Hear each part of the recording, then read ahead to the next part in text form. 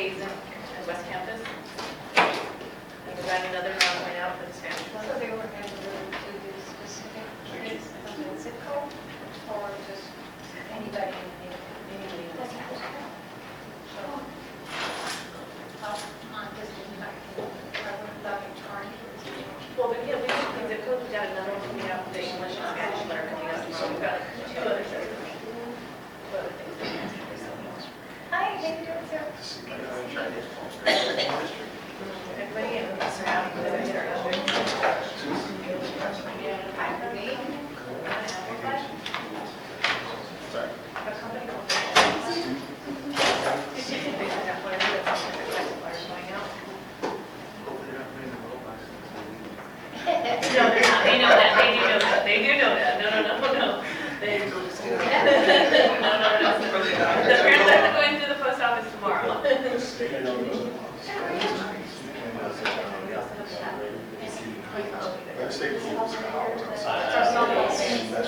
Yeah, I told her.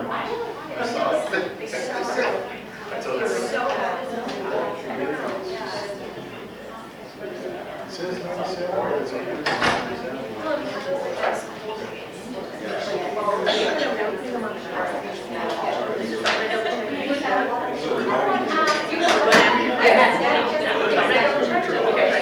But we have another one. Spanish, and then the letters are going through the post office. Yeah.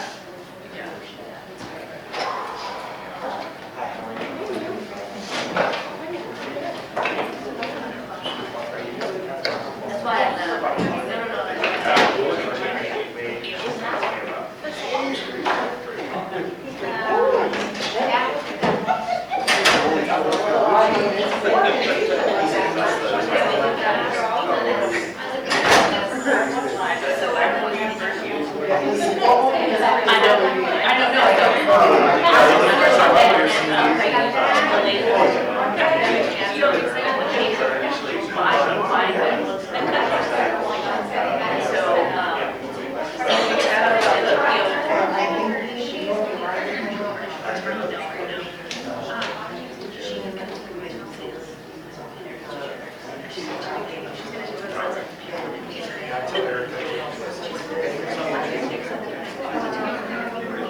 No, I mean, but then I want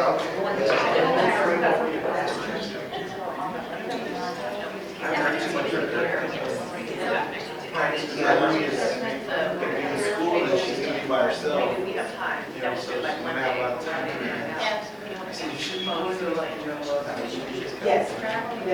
I should travel to the job, but take that extended stay. Yeah, so I don't know her tonight, but I think I'm on the west side. Recently posted.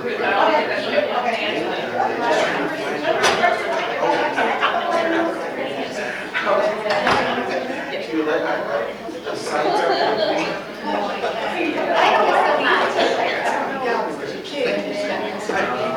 No, that's great.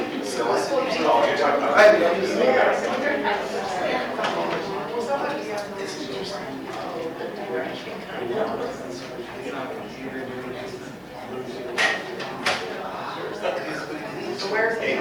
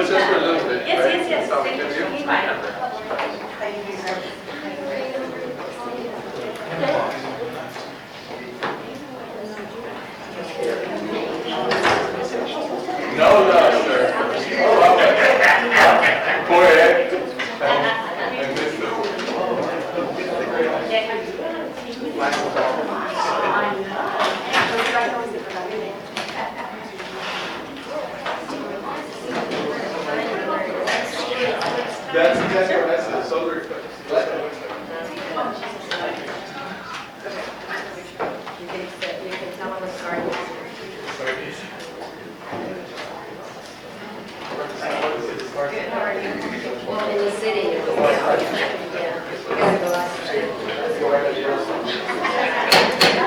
Not many people can say that.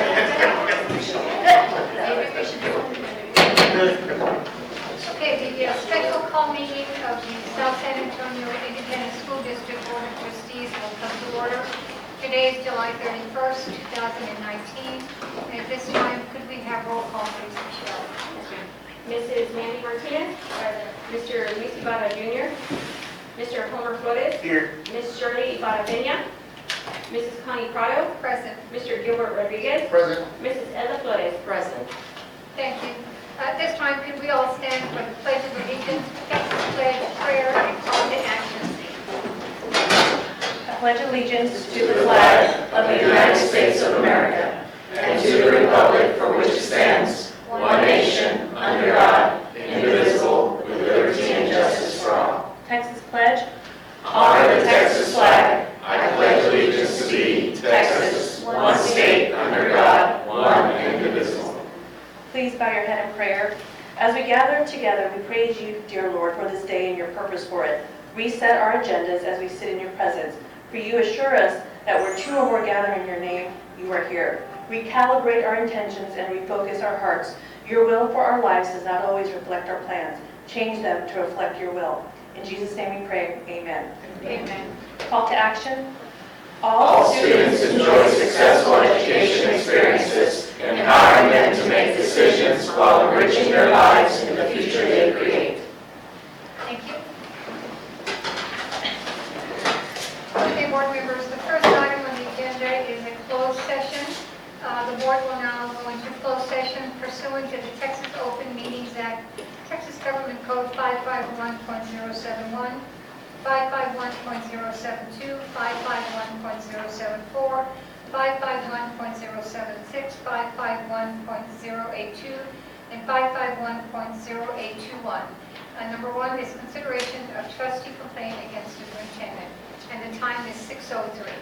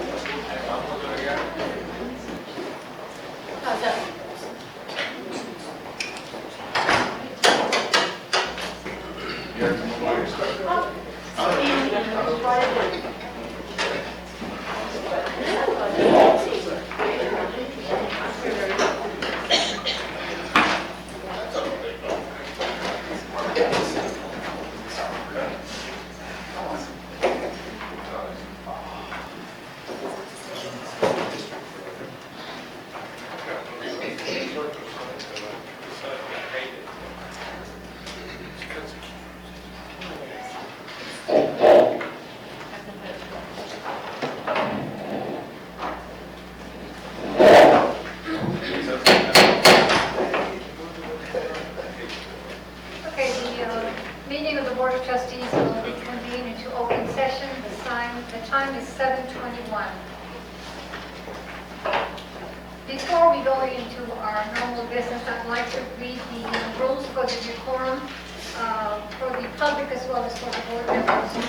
Just a reminder, the board shall not tolerate disruption of the meeting by members of the audience. If after at least one warning from the presiding officer, any person continues to disrupt the meeting by his or her words or actions, the presiding officer may request assistance from law enforcement officials to have the person removed from the meeting. Conducting board meetings, during board meetings, board members will not carry on a debate among each other. All questions must be directed to the board president. Board members must be recognized by the board president before speaking. The board president must recognize each board member when a board member raises his or her hand, asking for the floor or asked to be recognized. Speaking more than once in a single debate. No trustee shall speak more than once in any debate concerning a matter for the board's deliberation until every trustee desiring to do so shall have spoken, and no trustee shall speak more than twice in any one debate.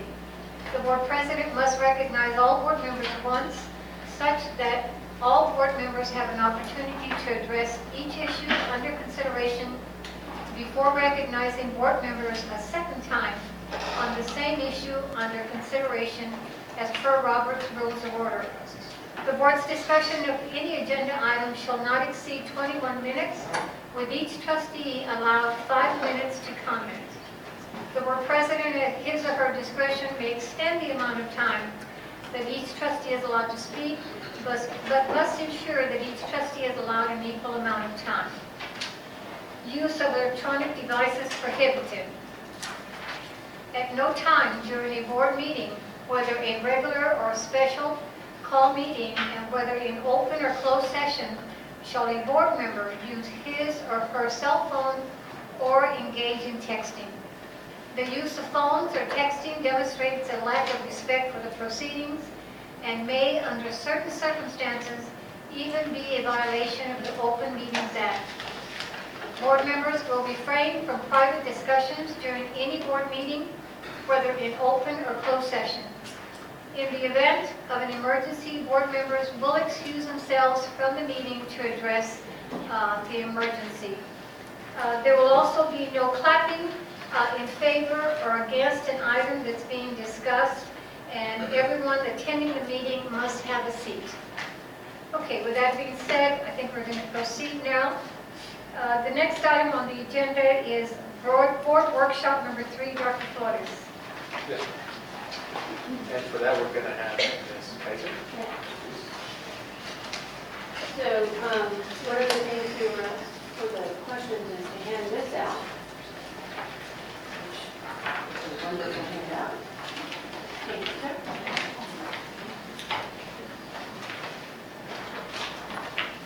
So, the next is, This is for information. yes, Ms. Porter had requested that. A really good handout on House Bill 3. So, and then this is, my presentation on this workshop is very short, sweet. And then Ms. Seaman will take the rest. Oh, and it was just, it's the same one except it was updated from the day, one of the days. Thank you.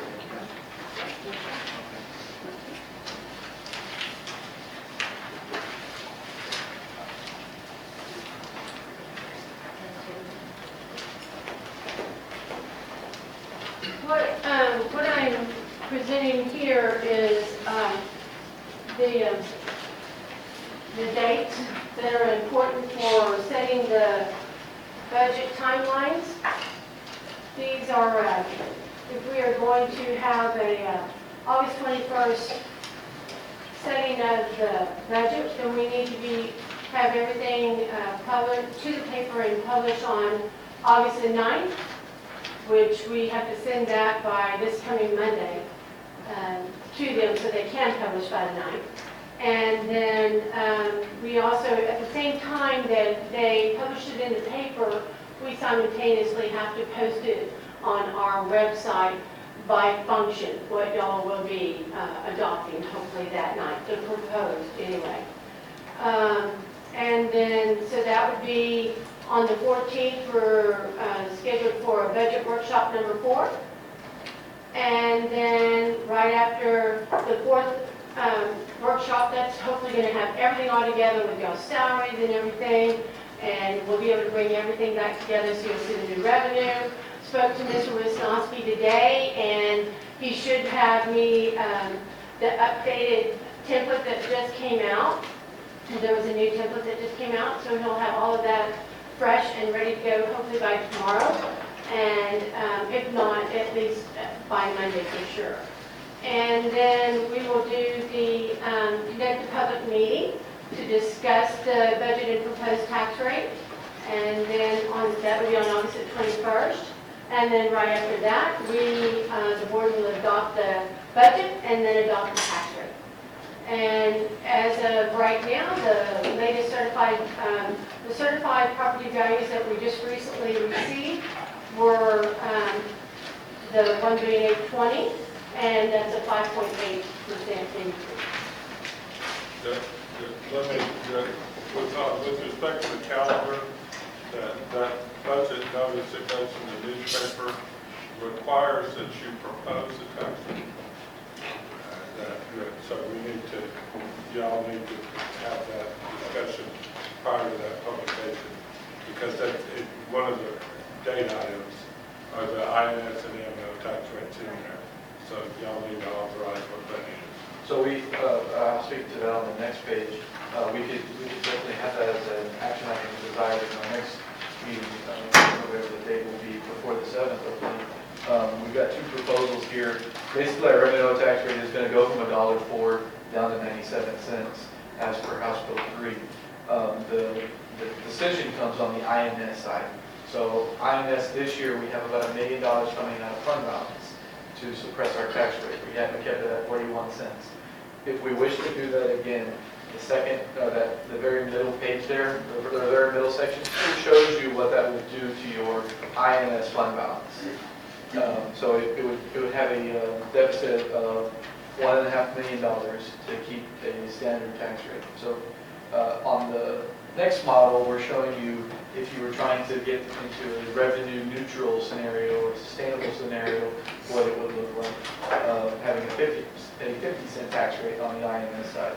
So one of the benefits of this year with House Bill 3 is you have a reduction in taxes from your M&O side. So you could have as low as $1.38 or even lower if you decide to underfund INS. So that's a nice drop as far as the requirements of your local taxpayers.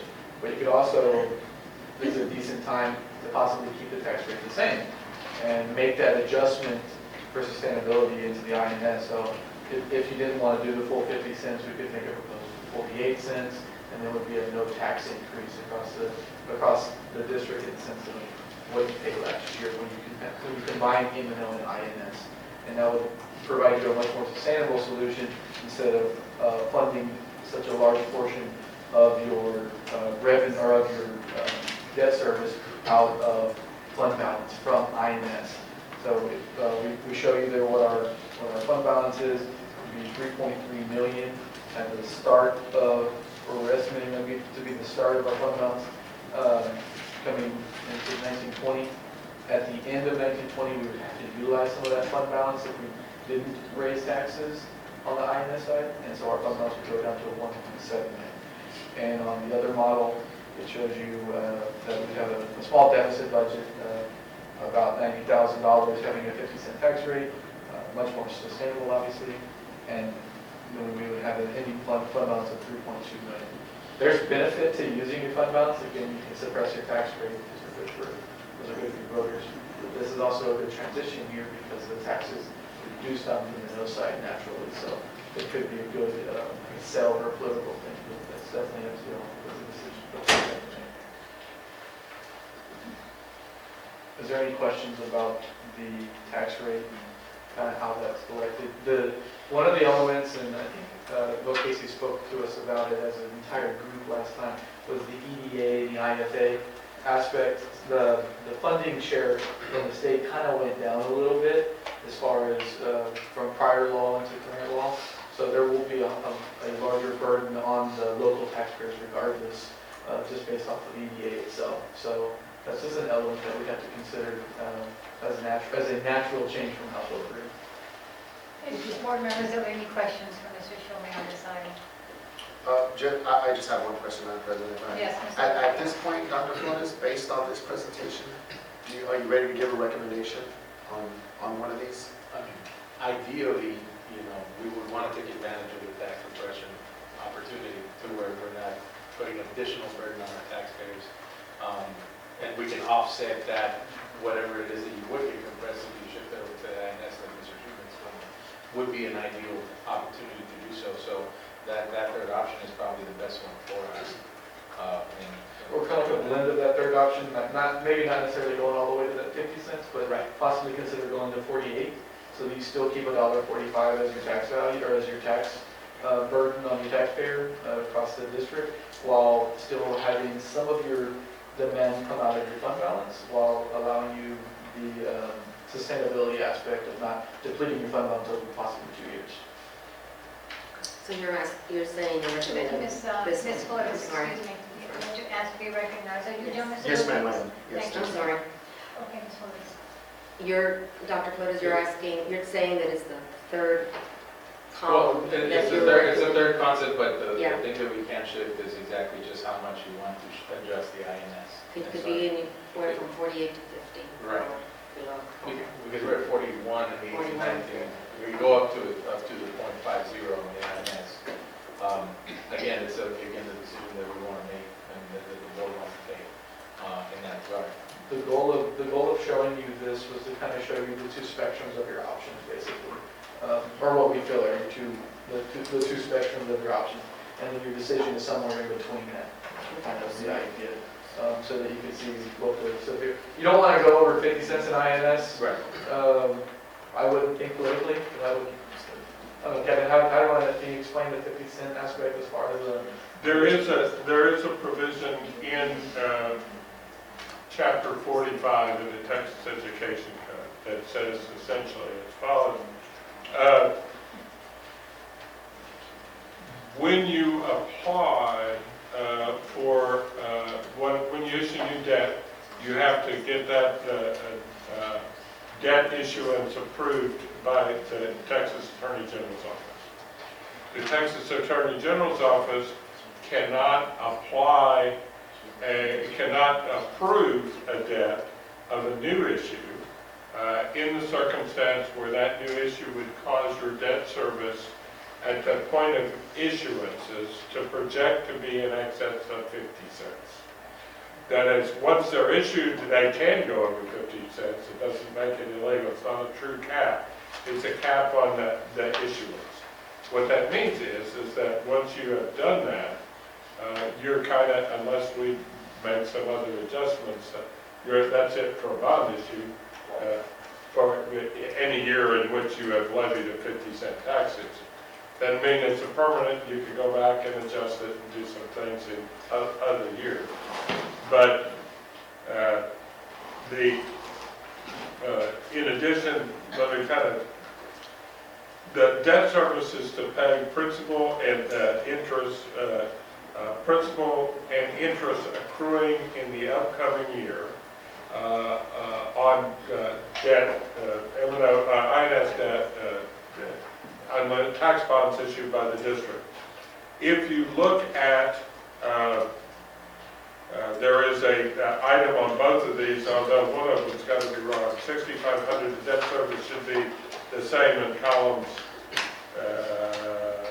That 6,500 is less in the third column. I think that's just a typo. I believe the debt to be 13.328. If you levy a 50-cent tax rate, the staff is projecting that you will generate 13,325, which is slightly less than is necessary to pay the principal and interest on that. There also should be probably somewhat of a discount for collection, because you never get 100% collection, but that's neither here nor there. What that means is that even with 50 cents, you are going to have to subsidize the debt service account by $89,000 in order to pay that, which is not a big deal. But if you're worried about budget, that if you don't do that, you're going to have to subsidize the debt service account by a significantly more amount, which is then, because of the transfer from M&O to INS, will give you less money to spend for maintenance and operation purposes. So that's the issue with respect to the decision that you've got to make. You can generate additional M&O revenues, not directly but indirectly, by reducing a cost that draws on the general fund that has to be transferred to the INS account. So you can generate some tax revenues, and because the total projection is less than the principal and interest that is due on that debt for the upcoming 1920 year, the tax of 50 cents is completely legal. There's no question that that would be an authorized tax rate. So that's the idea of why, thank you, Kevin, that's kind of the idea of why 50 cents is what we would consider the cap. We don't want to, that's the very legal answer, but protection-wise, we don't want to go 50 cent value on the INS side as far as the way of that perception with So if you look at the tax compression on the M&L side, it goes to 97 cents. And then if you were to do a 48-cent INS, if you fill the vote, the 50 mark, you still come up with the 145. The same tax rate that folks at that. Madam President? Yes, Mr. So is that your recommendation? That third one you said, was it the 48? We would feel comfortable with that. If the goal is to not take more monies out of our fund balance. If we don't, then we're going to have to consider to pay like in the first option that comes out of our fund balance, which is like 1.5 that we're looking at. If we do adjust the tax rate, then what would come out as a deficit from the fund balance gets reduced dramatically. So we're right around 90 grand or 100,000, something like that. What do you know, Mr. Flores? Yes, sir. Ms. Flores, did you have any other questions? No, but I'm sorry I interrupted. Okay, thank you. Anyone else have questions? I just, one question only. I think this is good information. Is there a reason why we didn't get this as backup prior to the meeting? We didn't have to prepare it at that time. As we talked about it, the agenda that was something we talked about wanting, so we prepared it. So it just didn't get put in board book in town? No, we just built it today. You just did it? Yeah, we just built it. We just got back from OKC on the numbers and everything, so that's why, Yeah, because both cases does it was a lot easier. they help us with the truth and talent. Until we get them, until we get the numbers right. Okay. It kind of helps out the modeling aspect. All right. Thank you. Right, yeah, they did the values as well. All right, thank you, Mr. Chairman. Ms. Hyde, you can proceed. That's my recommendation. Now, we're going to do it. Oh, if we could bring up the TASB, we have a representative from TASB, Ms. Luz, is here, but Scott, do you have that digitized copy of it? We received this today as well. We didn't upload it into the system as for other requests. Just a reminder, any handouts, nothing we get has dates. You know, this is handed to us today. So when, if I don't file it with my board information for this meeting, I'm going to remember when I get this information. So if there's any handouts, please put dates at the bottom. Thank you. All right. Well, thank you, everyone. Thank you for the opportunity to present. My name is Lisa Bena. I'm a compensation consultant at CASI. And before I begin, I'd just like to say again, board president, board members, and superintendent, I'm pleased to be back. And I am going to be presenting an overview of the pay study that we've done, as well as having some cost estimates. And feel free to, if you have questions, to let me know, and we'll go ahead and get started. I'm going to talk a little bit about the process overall. We started this process back in about end of January, early February, where we obtained, collected pay data information from the district as well as compensation plan, reviewed pay practices, and then we also held a discussion with administration as to what were pay concerns, and then of course the objectives of the pay study as well. Keep in mind that this is a snapshot in time of the data that we collected, so any modeling of cost estimates is driven by that snapshot in time when we obtained all this data. We know that in school districts there's always constant movement, but the cost models are again generated based on that snapshot in time. We then moved on to the next phase, which was basically analyzing market data. We collected market information from the peer districts that we are going to identify shortly, as well as we also utilized non-school market information for jobs that we commonly find outside of education, such as your maintenance jobs, technology, some of your clerical positions, and we use that, combine that with the school market data for the market analysis. So then we match district jobs to those benchmark jobs, and that's what gives us the comparison of pay, which we'll be talking about briefly here. The next phase is using that market information. We then realign the pay structures, meaning that those pay ranges in the various different pay groups, pay structures, are realigned or reconnected to the market, and then we have modeled the cost for implementing those general pay increases and any other additional adjustments that we've identified that may be necessary to move pay a little bit closer to market based on all of those general pay increase models. So basically that's the pay study as we have. Of course, we provided the district information around May. Then came June, and of course we have HB3 now. And so as a result of HB3, there was an increased funding for districts. And so we've gone back and we've run new models because of the additional funding that has been made available as a result of HB3.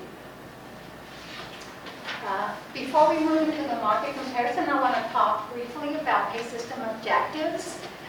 And so basically, the objective of the pay system is to provide competitive pay so that the district is able to recruit quality talent. And so having those competitive starting salaries, and then also being able to pay competitively for experienced individuals. So having systems in place so that the district can set those salaries as you're bringing in employees. Of course, ensuring that pay is based on job value. And so what this means is that the jobs are placed into the pay structures assigned to the pay grades based on the level of skill, effort, responsibility of the job, as well as the market value, and not driven by the incumbent's credentials or qualifications, but solely based on what those job duties and responsibilities are of the job and the market, so that you're not overpaying or underpaying for jobs. And then as well as having a system that helps with the retention of top talent, ensuring that the pay increases that we model are going to be market competitive or aligned with your peer group. And then advancing pay, especially for those employees that are paid considerably below market, trying to advance pay for those individuals, so those additional adjustments that we've modeled. And then lastly, controlling costs, all of this with ensuring that you adhere to your salary plan, and then your pay increases, of course, driven by your budget. We all have to live within the budgets that we have, and thanks to HB3, now we have a little bit more room for those adjustments and increases. We're going to talk a little bit about this market pay strategy, because this is the system that you have in place. We have a market-based pay system, and what this means is basically that we utilize the market information to set your target rates, referred to as target rates, referred to as the midpoint, referred to also as that market rate. We set the value of market data for the benchmark jobs, and we use that to set that midpoint. That becomes your target rate of pay. That's how we utilize market information. So that market information is intentionally set based on what that market value is, and then of course the district goes, and then we then set the minimums and the maximums. And this is basically to kind of illustrate how we come in and we adjust the pay ranges. If we were redesigning your pay system, it would be pretty much the same. In this case, we're just realigning and adjusting these control points that I am mentioning. The range width, which is the minimum to the maximum, that controls the variance of pay of individuals within that pay grade. And so the narrower the pay range, the more controlled and the less variance in pay between individuals performing the same job. Okay. And then, of course, the goal of a market pay system is to pay employees near the target rate. Again, that target rate being the midpoint. And we can see here that the sweet spot as far as what we consider to be market competitive pay is anywhere between 90 to 110% of market. That's within 10% of that market value, plus or minus. That's what we consider to be the kind of the ideal position to be. And then, of course, having your employees clustered around the 10% of market comparison as we have there. And always looking at adjusting those pay ranges, that target rate of pay, that being your midpoint, reviewing market on an annual basis, and then adjusting your pay ranges so that you remain competitive in this process. All right, so now we're going to also move. I mentioned to you earlier that we had used a non-school market for those positions that we find outside of education. And so these are the two sources, capacity purchases, private sector, salary surveys. And we use that information for the positions that I mentioned. We looked at your teacher demographics. This is a snapshot of your current teacher workforce and the experience levels. So you can see here that we've got from 0 to 30 years of experience. And then the bar charts show the number of teachers at each one of those years of experience.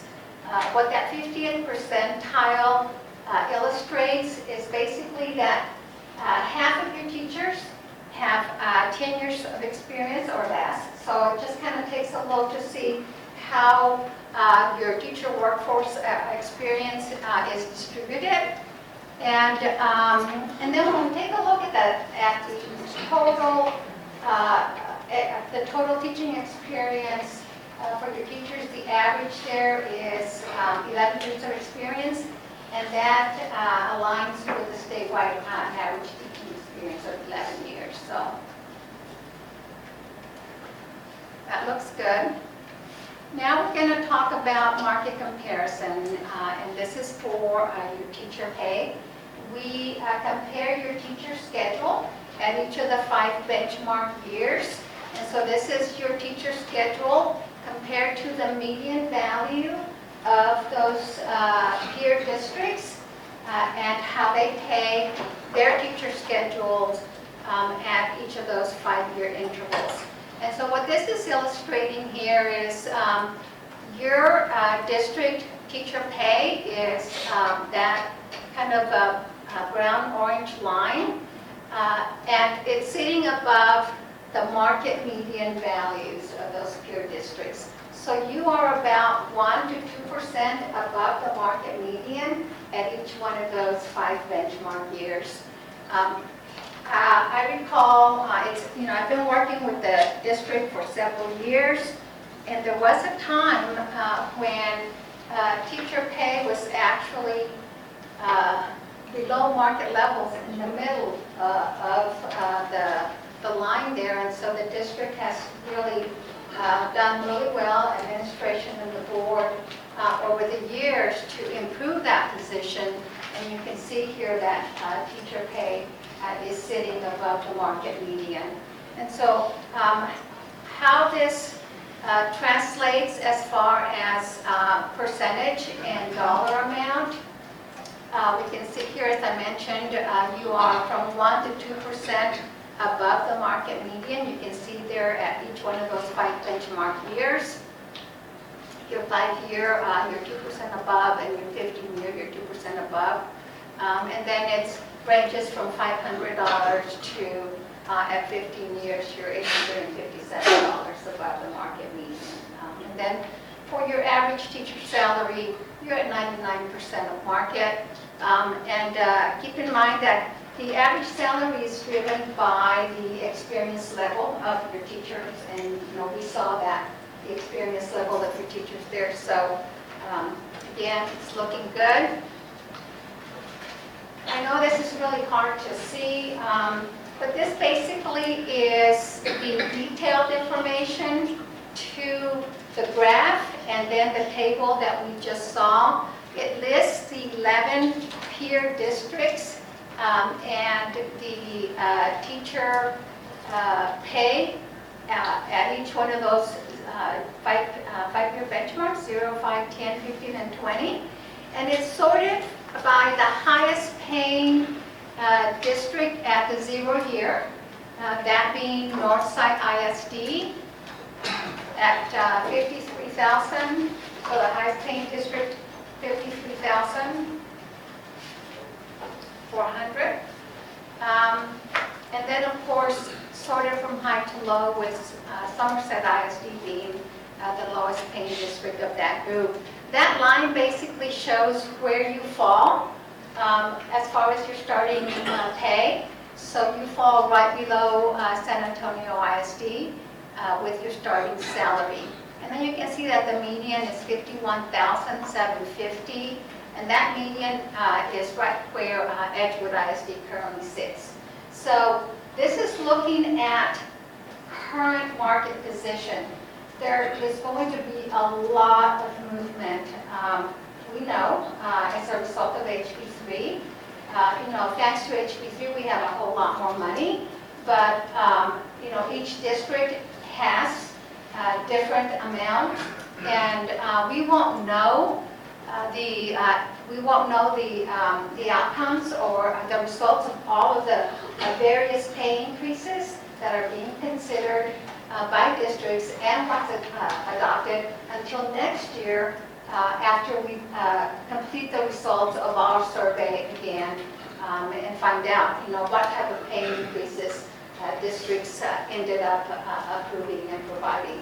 But we are looking at significantly stronger pay increases than what we've seen the past few years. We also looked at the comparison of your teaching area stipends with your peer districts, and this is the median of those stipends being paid. You can see that for the most part, the district is paying below the median of the various stipends that are being offered, with the exception of the content area master's degree and bilingual, where you are right at market. Or the subject area master's, you're $200 above that median with bilingual right at market. All right, then the next group of the market comparison, we move into comparison by group of or different pay group comparisons, just for ease of looking at how pay compares. When we break these up into the central administration, campus administration, professional, and technology, you can see here that for central administration, these positions are primarily director level and above. And we move to statewide similar enrollment district comparison when we move to the central administration.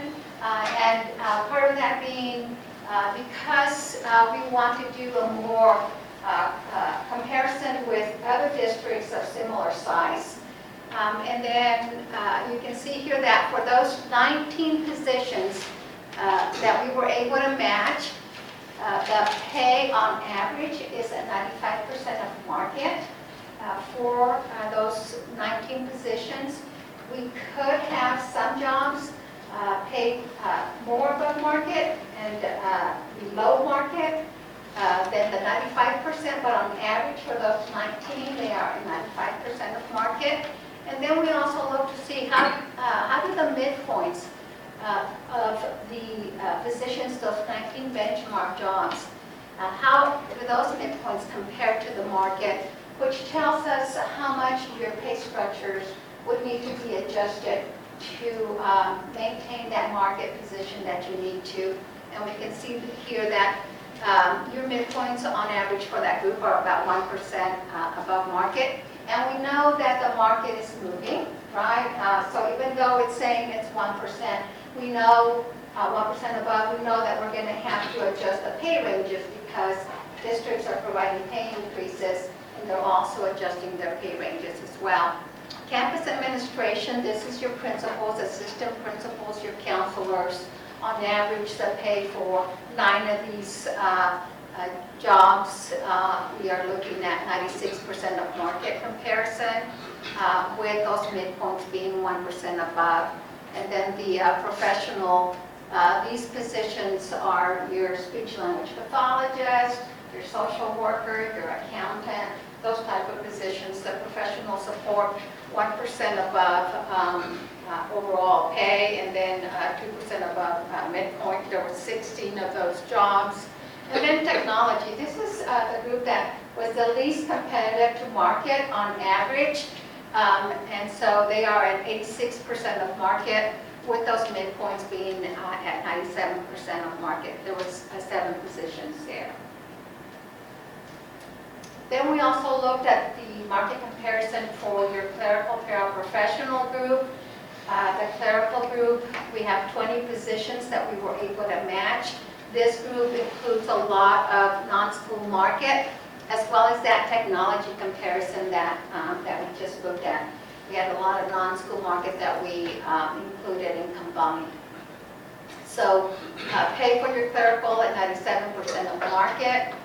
Your midpoints are 1% above on average.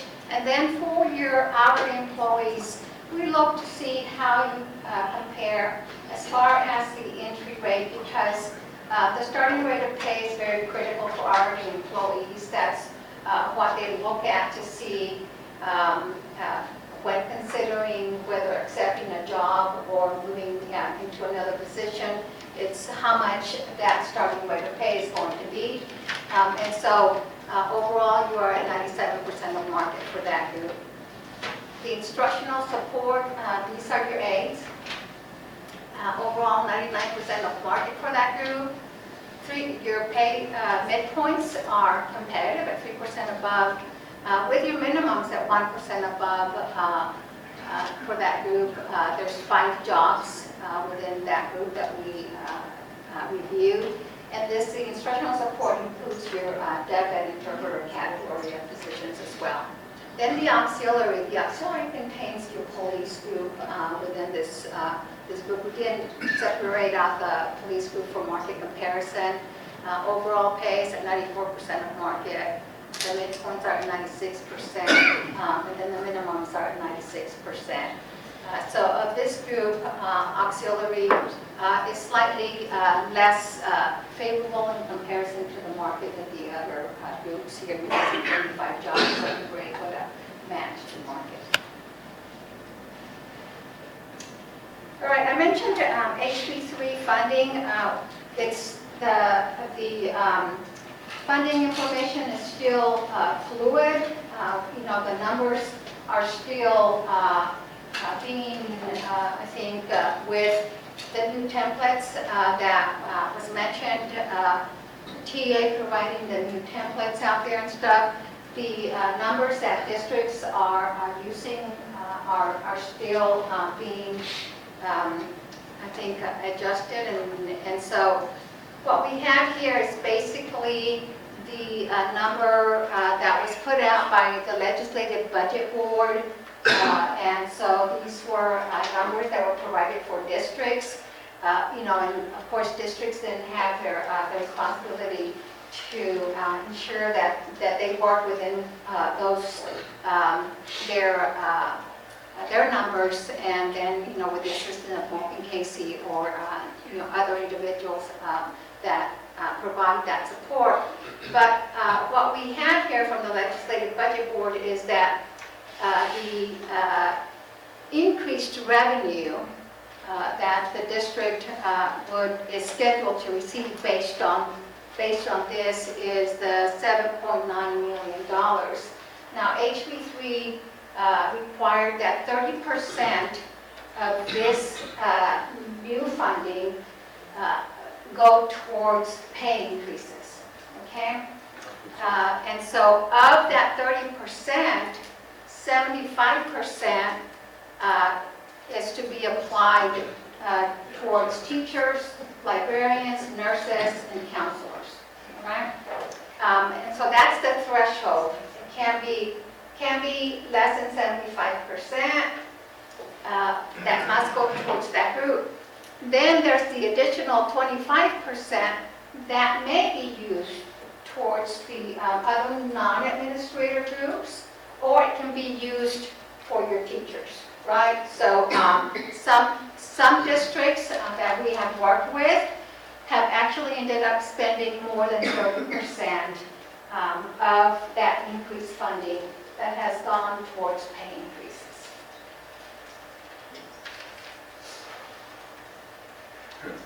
So again, we're talking about almost $2.4 million in what we're looking at as far as pay increases. And keep in mind, this is numbers, early numbers from the Legislative Budget Board. The other thing that is a result of HB3 is it also required prioritization of differentiated compensation for teachers with 6 years or more, which we have done in the models that we provided for the district. So the recommendations here, we begin primarily, so there's been the pay structures, the pay ranges for all of the pay groups have been readjusted. So we've improved those salaries, stronger starting salaries. We've realigned those midpoints, increasing the minimums as well, and those maximums based on the market. We have several models as far as general pay increases, and we're going to go through these models here. We begin with Model A. Model A has a proposed teacher starting salary of $54,500. It also contains a pay increase for teachers that is a 5% pay increase, which equates to $2,800 for teachers with 5 years of experience and less. And then the 6%, which is the $3,350 for teachers with 6 years of experience and above.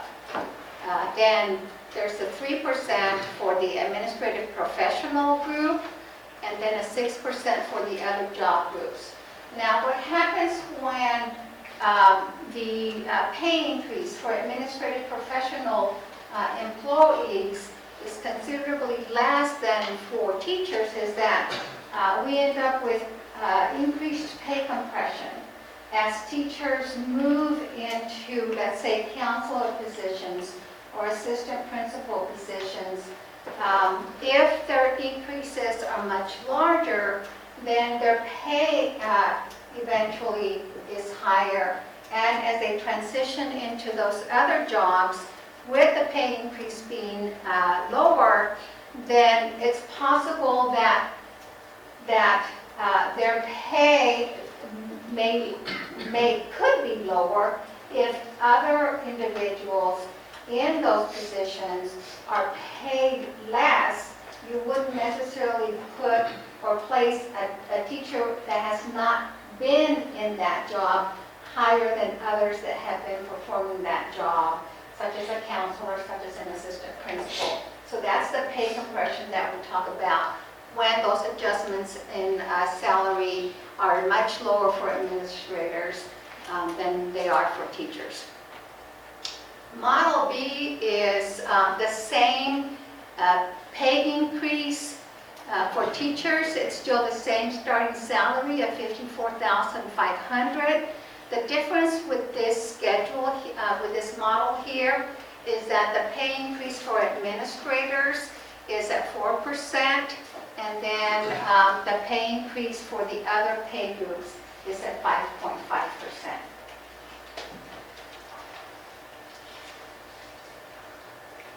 We then have Model C, again, the same for teachers, $54,500 starting, 5 and 6% for the teachers, and then 5% for administrative professional and for the other pay groups. The last model is Model D.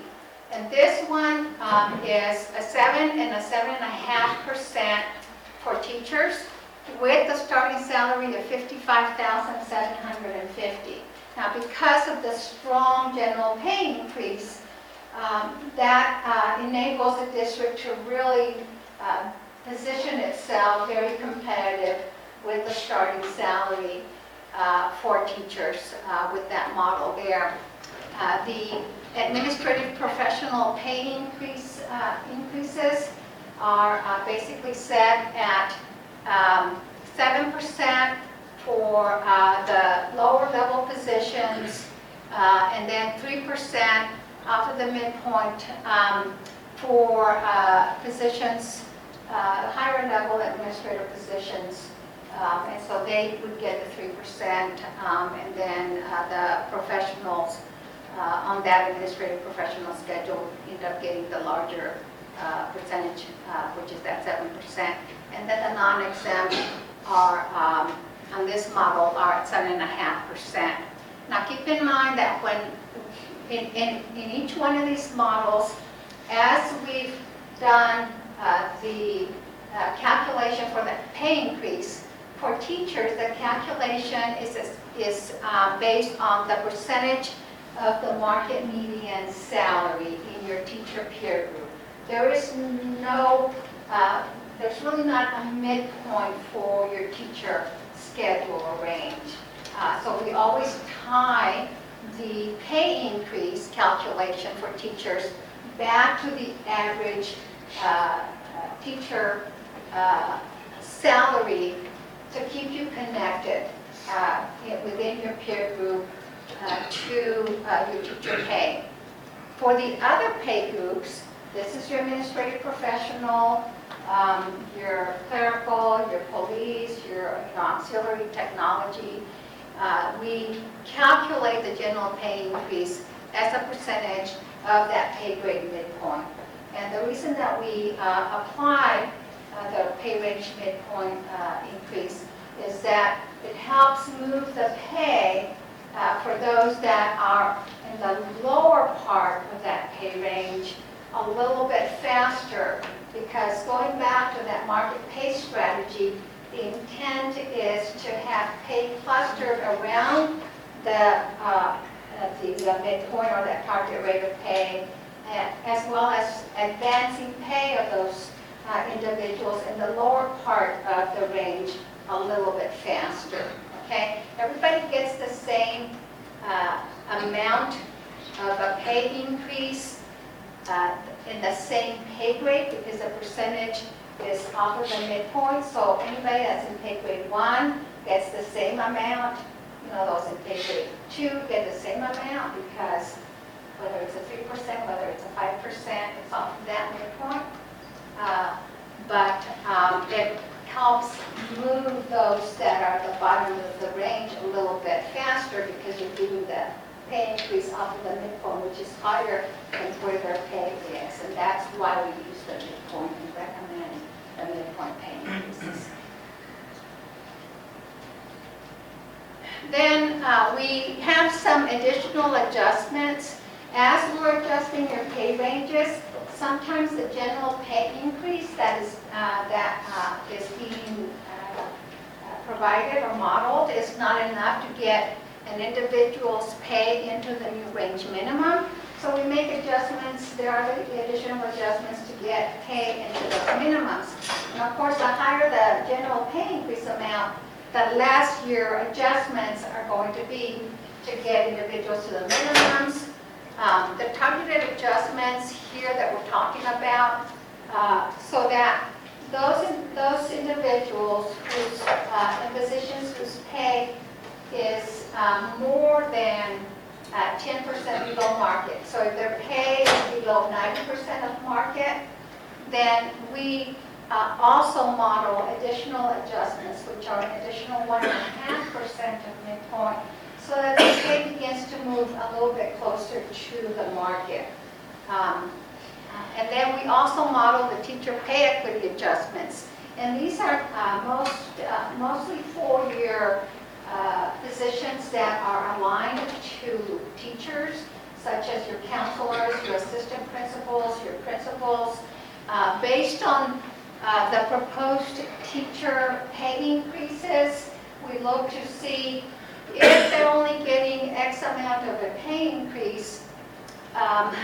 We look to see the amount of the adjustment that's needed so that their pay will not be less on a daily rate basis than the proposed teacher schedule, because you don't want them to be paid less than a teacher given their roles, right? So that's the teacher pay equity adjustments that we have for your counselors and the assistant principals and principals. The placement scale adjustments, these are additional adjustments that we provide for your non-exempt employees, your clerical, your auxiliary, your instructional support, police category.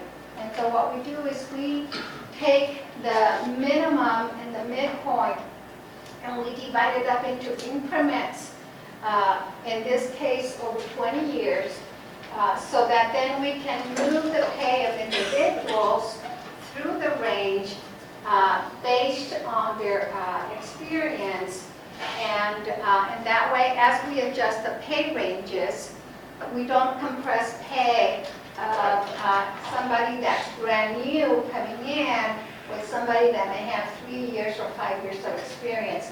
So it allows us to address peer equity by at least separating the pay of individuals based on their experience, so that you don't have 0-year people making the same as someone with 4 years or 5 years of experience.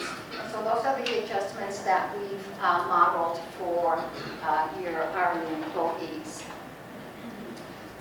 And then, again, we always review the teacher pay stipends and how you compare.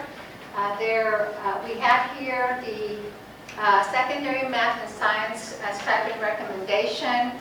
You were below the market median. Your stipends are at $1,200.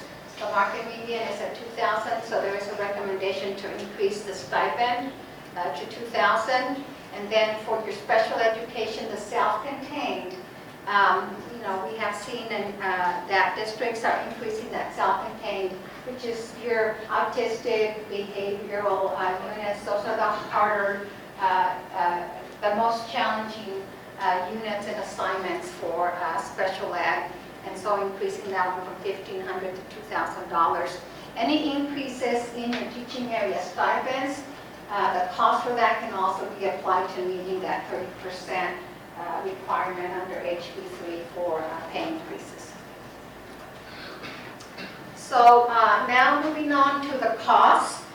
We again went through as far as the models, and now we have Model A and the cost estimate for this model. Again, keep in mind this was the 5% and 6% general pay increase for your teachers with the $54,500 starting rate of pay, the 3% for administrators, and then the 6% for the other pay groups. The general pay increase amounts are a little over $3 million. And then the additional adjustments that you see here, again, these adjustments were either for adjustments to take individuals to the new minimums. Could have been, the placement scale adjustments for the non-exempt as needed, and then the teacher equity adjustments for those administrative professionals. So almost shy of that 50,000, we've got 149,739. For a total cost on this model being $3,189,521. So this represents a 5.7% increase to your current payroll budget. And your current payroll budget right now is at about $56 million. That's not including overtime or any type of benefits. That's just base pay. Okay, the current payroll budget of $56 million. So this is a 5.7% increase to that. $56 million is your current payroll. Base pay only. Model B, again, the same teacher pay increase here. What's changed is the administrative professional receiving a 4%. As the general pay increase goes up, adjustments begin to come down because we don't need as many adjustments taking place there. And then instead of the 6% for the non-exempt groups here, we have the 5.5%. And you can see here that for this group, we're looking at $3,214,558. That's a 5.8% increase to that payroll budget. Model C, the same teacher pay increase model of the 5 and 6%. We have the administrative professional and the others at 5% for this group. And the cost here is $3,234,609. That's a 5.8% increase to your current payroll budget. And then Model C, this Model D, this is the most costly. This is the 7% pay increase for teachers, 5 years and less, and 7.5 for those 6+ years. That translates to that $3,910 for those 5 years and less, and $4,200 for 6 years and above. The differentiated or the varying pay increase for your administrative professional, with 3% being off of the midpoint for those in the upper pay grades, and then those in the lower pay grades receiving the 7% on that group there, and then your non-exempt group at 7.5%. Now, the reason for the high cost on this model is not only the teacher pay increase, but it's the cost to get your starting rate of pay to $15 an hour for your hourly employees. Now, because the adjustment to get that $15 an hour minimum, we have to then adjust the pay of all of the other pay grades, because your HVAC mechanic needs to be paid more than your custodian, and if you're setting your custodian entry rate at $15 an hour, you're going to have to adjust the range for that mechanic. And so it creates a domino effect, because those pay ranges are just having to be considerably adjusted so that you have differentiation in pay for jobs that are, more complex, may require a higher level of skill set. So you can see the costs associated with that clerical, instructional support, auxiliary, those groups, those additional adjustments. You can see there are almost as much or more than the general pay increase by themselves. And the reason for that is the placement scale adjustments that we've modeled, moving pay of individuals based on their experience. Well, as we raise that $15 an hour rate, we have to adjust the other pay ranges, and so individuals, so that you don't bring everyone up to $15 an hour, because then if you do that, you're going to have your custodians and your food service workers, and then you're going to have, let's say, maintenance level jobs that may require some kind of license or trade. If we don't spread the pay and adjust those pay ranges, they'll all be compressed, making $15 an hour. And so the resulting issue with that is that you're going to have internal inequity. You're going to have that compressed pay, and you're going to have employees saying, "But my experience is no longer valued. You've just compressed the pay." And so, my experience, my 5 years, is no longer valued differently than 0 years. And so this allows to recognize that, but it is very costly. And you can see that the cost for this model here is over $5.6 million. That's a 10% increase, 10.1% increase to your current payroll budget. And with that, that concludes my presentation. Any questions? Board members, are there any questions for Ms. Cadena on her presentation? Actually, yeah, that's the fully loaded Ferrari model. No miles on it, right? I would like to say it would have been helpful had we had this a lot of questions, my questions were answered, and then also a lot of questions came up, which very informative. So thank you for that. Is there any way that we can get a copy of that, Dr. Flores? Yeah, by all means. So we can take a look at it? Can we already upload it to what? Because it has a deadline. Oh, yeah, but we can if we want to. Yeah, that'd be great. No, okay with it. Yeah, yes, please do, yes, for all the board members. Lots of information, lots of numbers, lots of things to think about. I had some ideas coming in, some of these, like I said, some of these were answered, but then it created more questions for me. So is it fair to say that we are basically at or above market currently as it stands?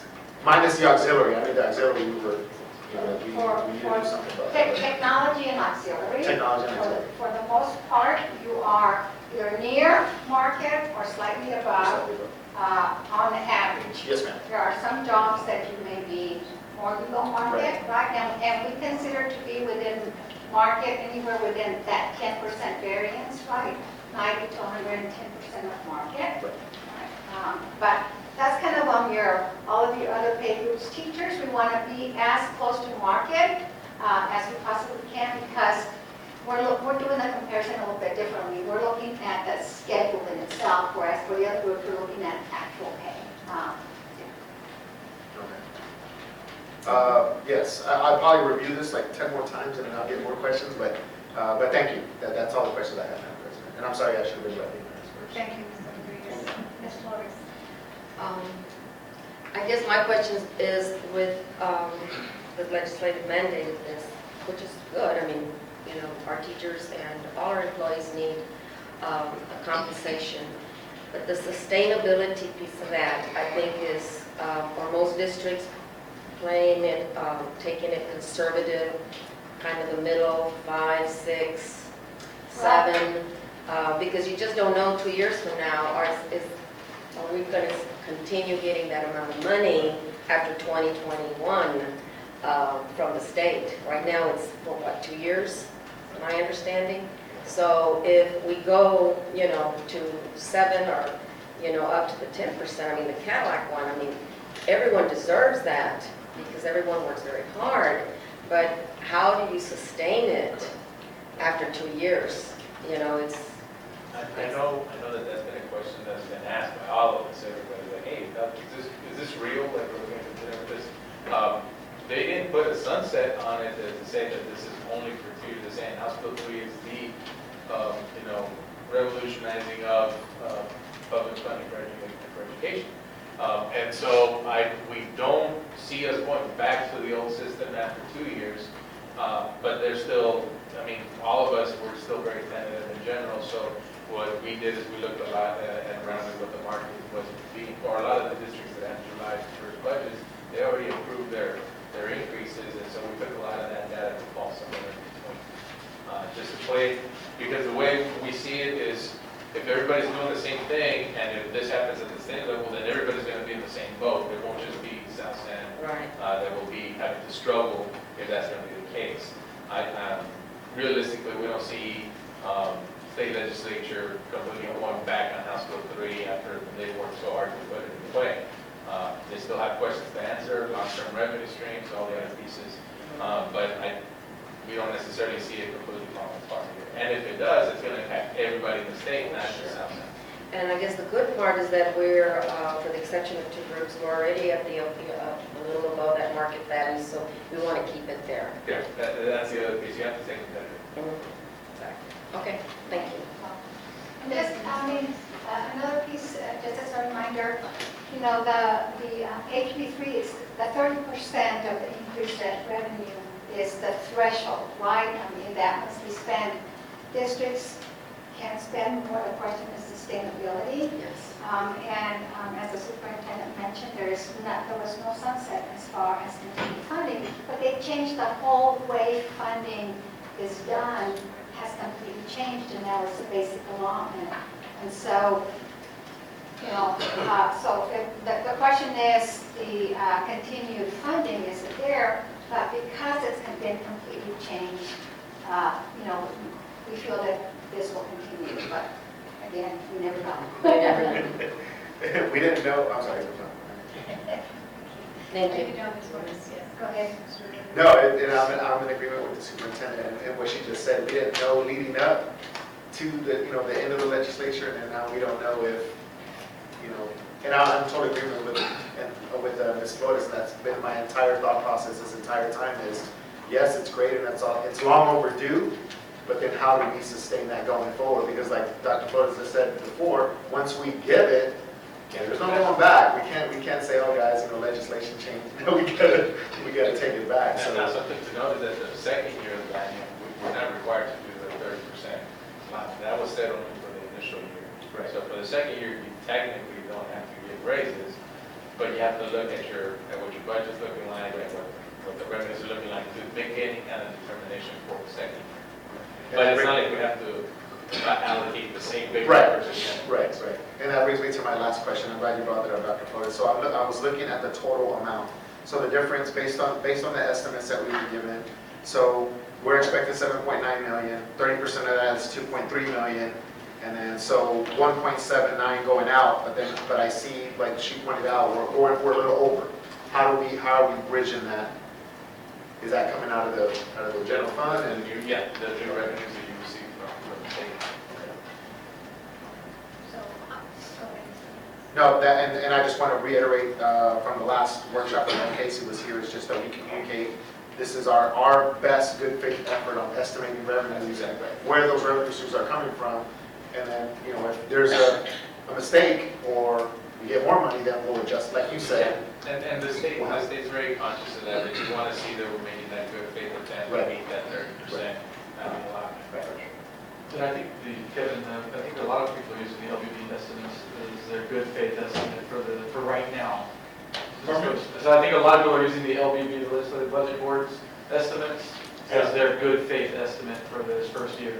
They are, with respect to what's out there. There are some vagaries in the system that we've never encountered before. Specifically, we're on current year values. And I'll remind you, but in prior years, we were on prior state values, which are from the prior year.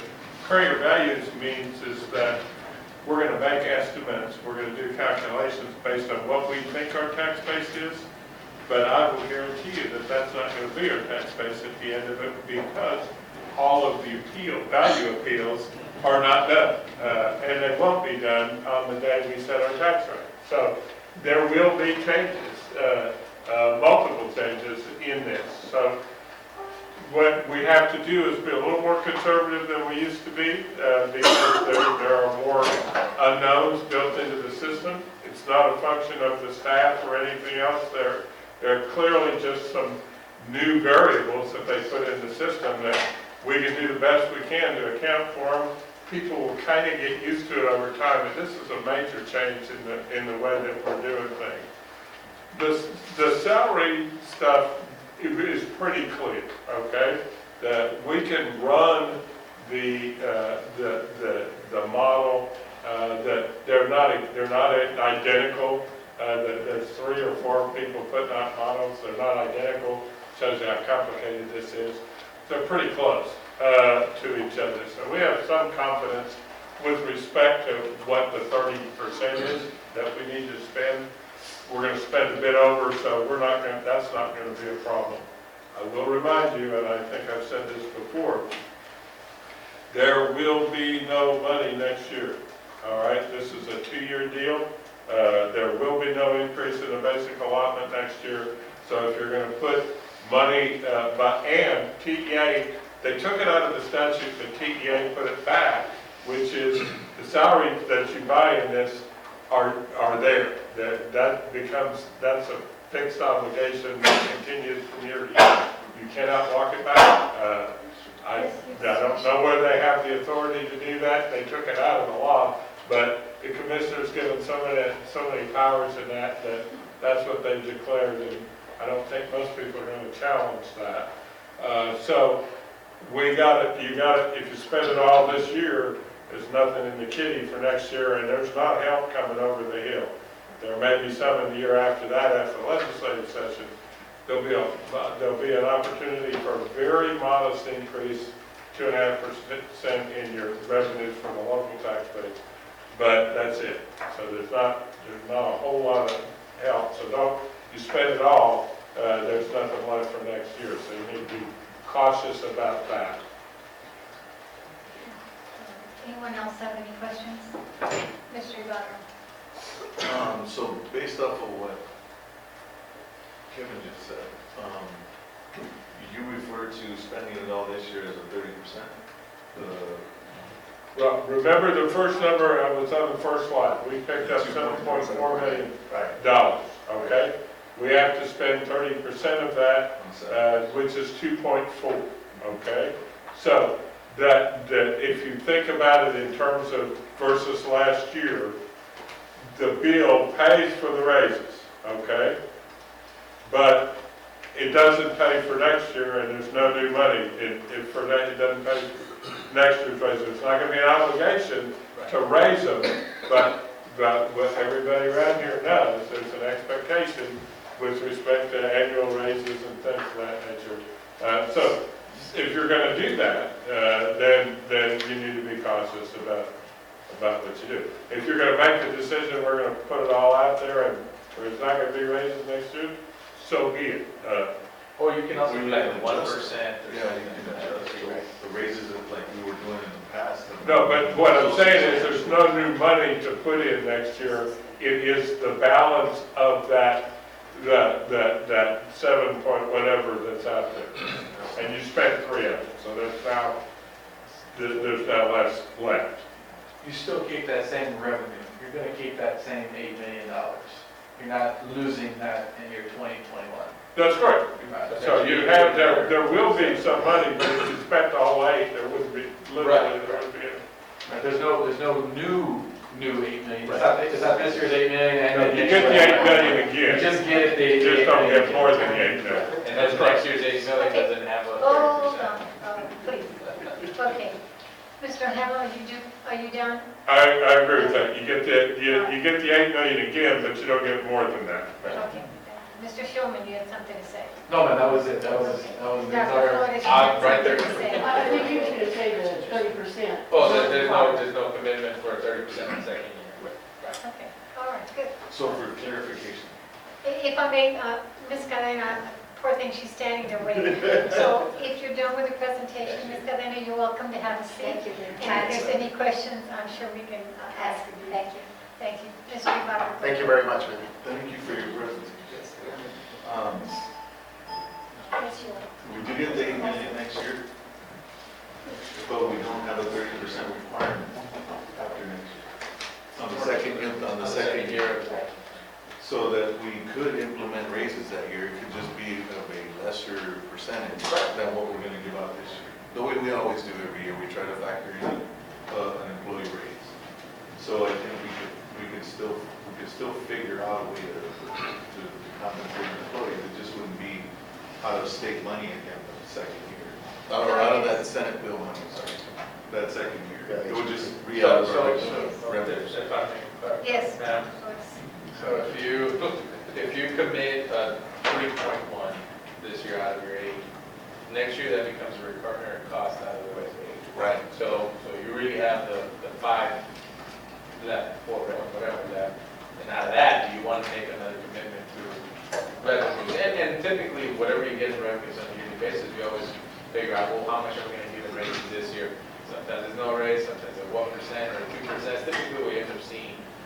This is the only year that everybody's like, well, we have to give a 30% commitment, but do understand that that 30% that you committed is also committed for next year, so you don't necessarily have a brand new rate, you have the difference of what you committed to the first year. On top of the additional. Hold on, Mr. Sorry. Rodriguez. Thank you. Yeah, Mr. Daniel? Mr. Ibarra? That's what I was trying to clarify Okay. and just make sure that we're all on the same page. Mr. Rodriguez? Yes, ma'am. No, that's all. I was just gonna say that the same thing applies, is whatever additional that we committed to outside of that, it will also be the recurring costs.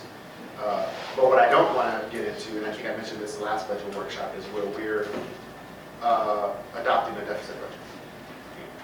I'm not in favor of that. So that's what I don't want to do. Yes, ma'am.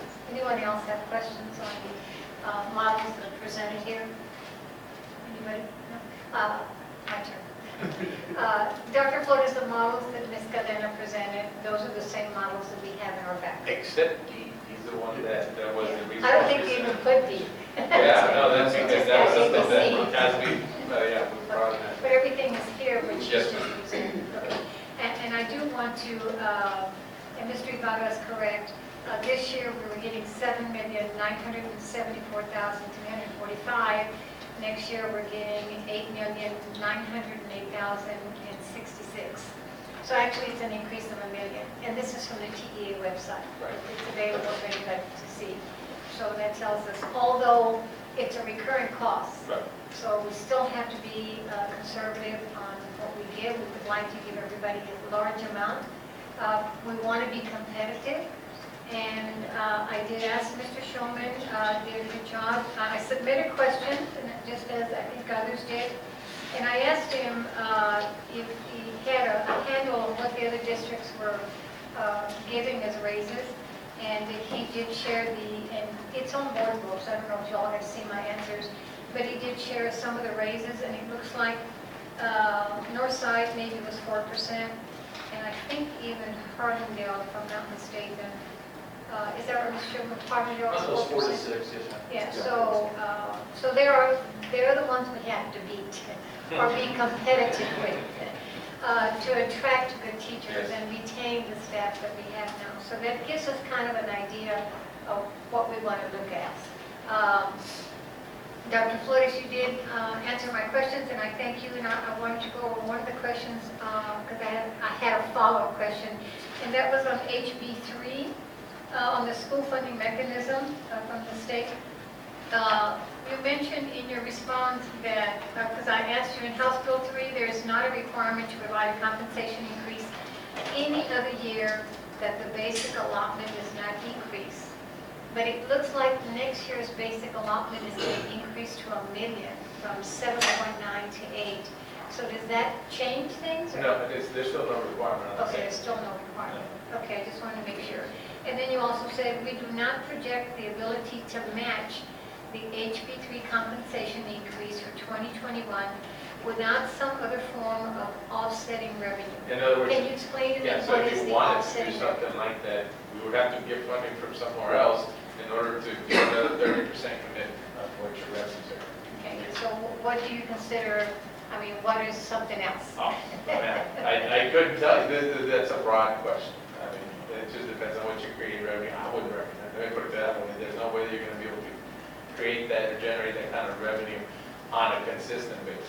And that's the hard part. I mean, you could probably create offsetting revenues other ways in 1 year, but not enough to say permanently, right, that you're going to be able to, because the raise is always a recurring cost. Would an increase of ADA, would that be a way to offset the revenue? Proportionally it could, but you also have a potential expanded operational cost of things we create. So more kids might create the need for more teachers as well. In a perfect world, it wouldn't. We could just be efficient at 100%, but it, depending on where the body, it could create It increase and then your expenditures increase. Yes. It could and could not. But that is one of the ways to increase revenue is to have more ADA. That's exactly.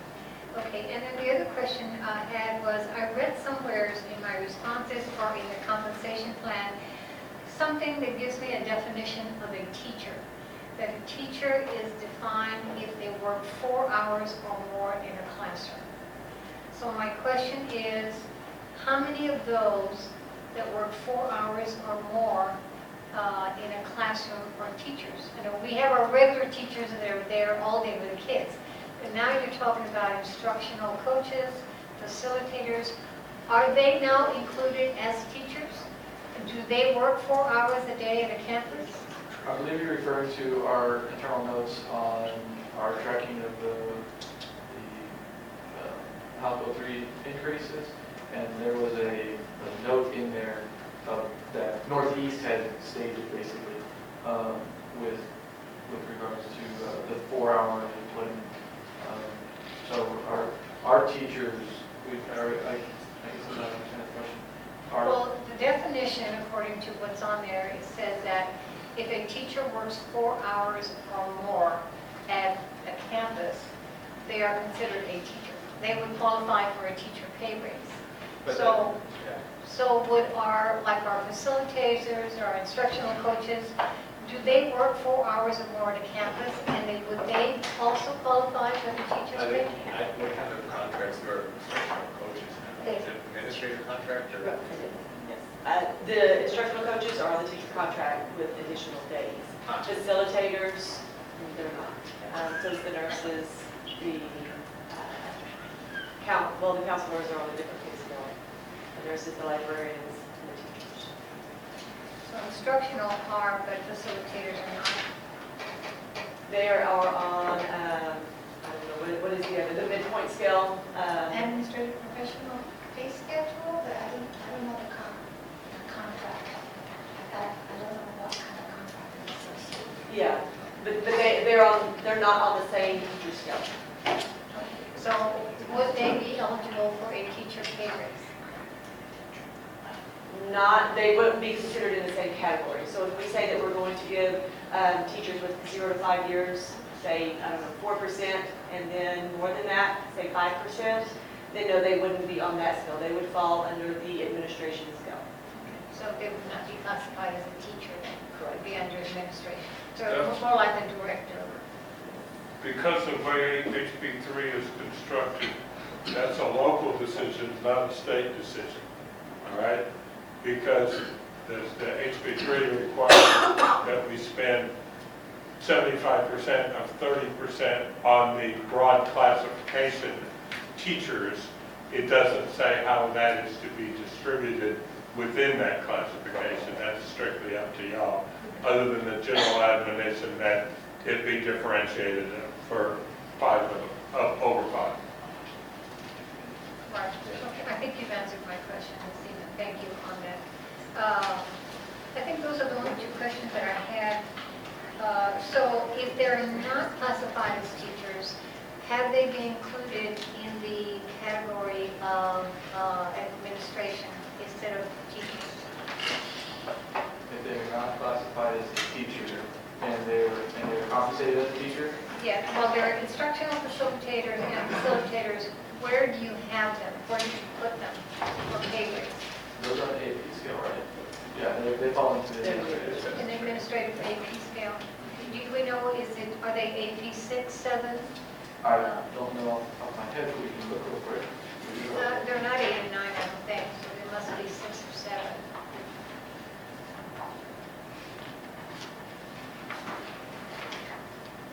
We have facilitators and directors. We have just facilitators in AP3. 3? Yes. Okay. Some in AP2. It just depends on their job.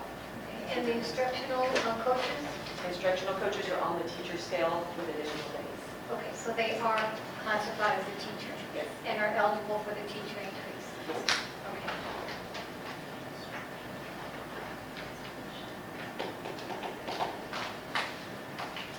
I think those are the 2 questions I had. Let me just,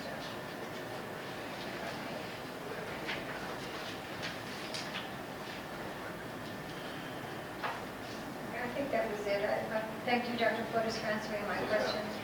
I appreciate that and getting those to us as soon as possible.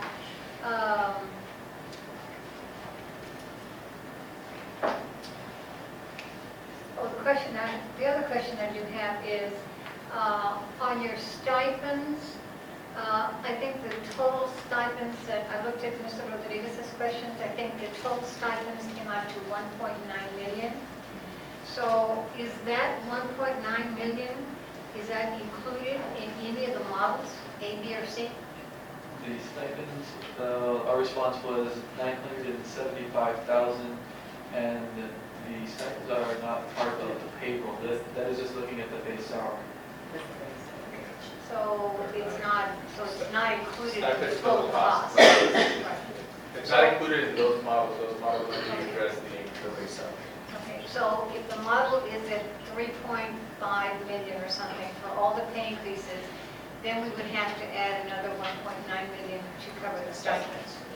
So the So cost is So actually going to be the more. stipends are already the stipends that we have are already in the budgets that we've been presenting. So like, we're not, like, As long as they don't increase.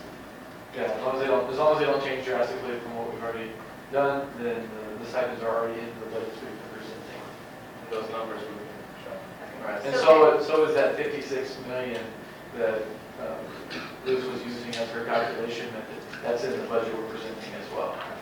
So the stipends are in the budget, but they're not in any of these models. No, they don't factor increase based on the models, no. If that was the question. But they'll have to be put into the budget for the next year. right? They're already in the budgets we've been It's already presenting. included in there? Yes. Okay, all right. So all we have to now put in there is whatever model the board chooses then. So yeah, when the model, whatever model you select, or Right. if you want to change the model, however Right. you decide, then we would go back and recalculate it. Okay, thank you, Ms. Flores. And along that, what Ms. Carmena just presented as well is, we may want to look at the, excuse me, at the increase to the secondary math and science stipend from 1,200 to 2,000. Special ed. And the special ed, self-contained as well, so make it comparable, so that, you know, those are the two groups that we're talking about that are not at above the market value. Right. So if we consider giving them the market value, then that will adjust as well, the budget. Correct, but those changes, I mean, and those changes, those are not like huge stipends that we can do. No, they're not that many, right? No. I don't know how many occurrences we have in those stipends, we could definitely get you what our current occurrences are. Okay. It kind of fluctuates. Yeah, because if you guys want to look in that direction, then we get questions on it. Yeah, I'll leave it. Okay, all right. Anything else? No, that's it. Okay. Mr. Levy. Yes, I'm glad Ms. Flores brought that up because that was actually a question I was going to ask. And that's one of the questions that it answered on the presentation is where we were at specific to those that Ms. Flores mentioned. So back to the answers to my questions. So these numbers here, Ms. Potter just referenced the 975,000. So the other ones are also already included in the budget? Yes. The substitutes and all that? Yes. The substitute seems really high to me, 700,000. I just did some number crunching, and I just based it on the maximum daily rate for the highest substitute. So it came out to like 7,000 days. And I know that some of that is time off, but how do we, I guess my question is, why is it so much? In the end, why is substitutes so much? So there's a lot of reasons. Substitutes are in our demand. There's, teachers are gone, whether it be for personal reasons or professional. Like your basketball coaches or coaches. Coaches are gone second half of the day because they have a tournament, whatever it is. You need substitutes to fill those classes that they're leaving behind. So there's a lot of those pieces. Teachers are entitled to take their days or sick leave, whatever. And I mean, this is why we preach being at work as much. Every day we can maximize having teachers, people in the same classroom learning, because it's really not the same with substitutes in the classroom. But it's just a necessary evil of what we do, because if you don't, you'll have nobody to take that class, and then you have to split kids between the other classes, and that just impedes the learning. It creates a more. And I can tell you, district to district, that's the big cost of having to, and not to say that that's what you can use all of that to switch your budget. On good years where teachers are healthy and everybody's in class and we didn't have to, then it may come under. It's just one of those necessary evils. No, we certainly want them to take their vacation, and they need it. And you mentioned it, my biggest concern, drilling it all the way down, was the teacher-student instructional time. And I've seen all the training going on. I see everybody's social media posts, which is a good thing. That's awesome. So the more that we can do that outside of the school year, so that way we don't have to keep, in the summer, and so we don't have to keep pulling teachers out by instructional coaches, and as much space time as we can,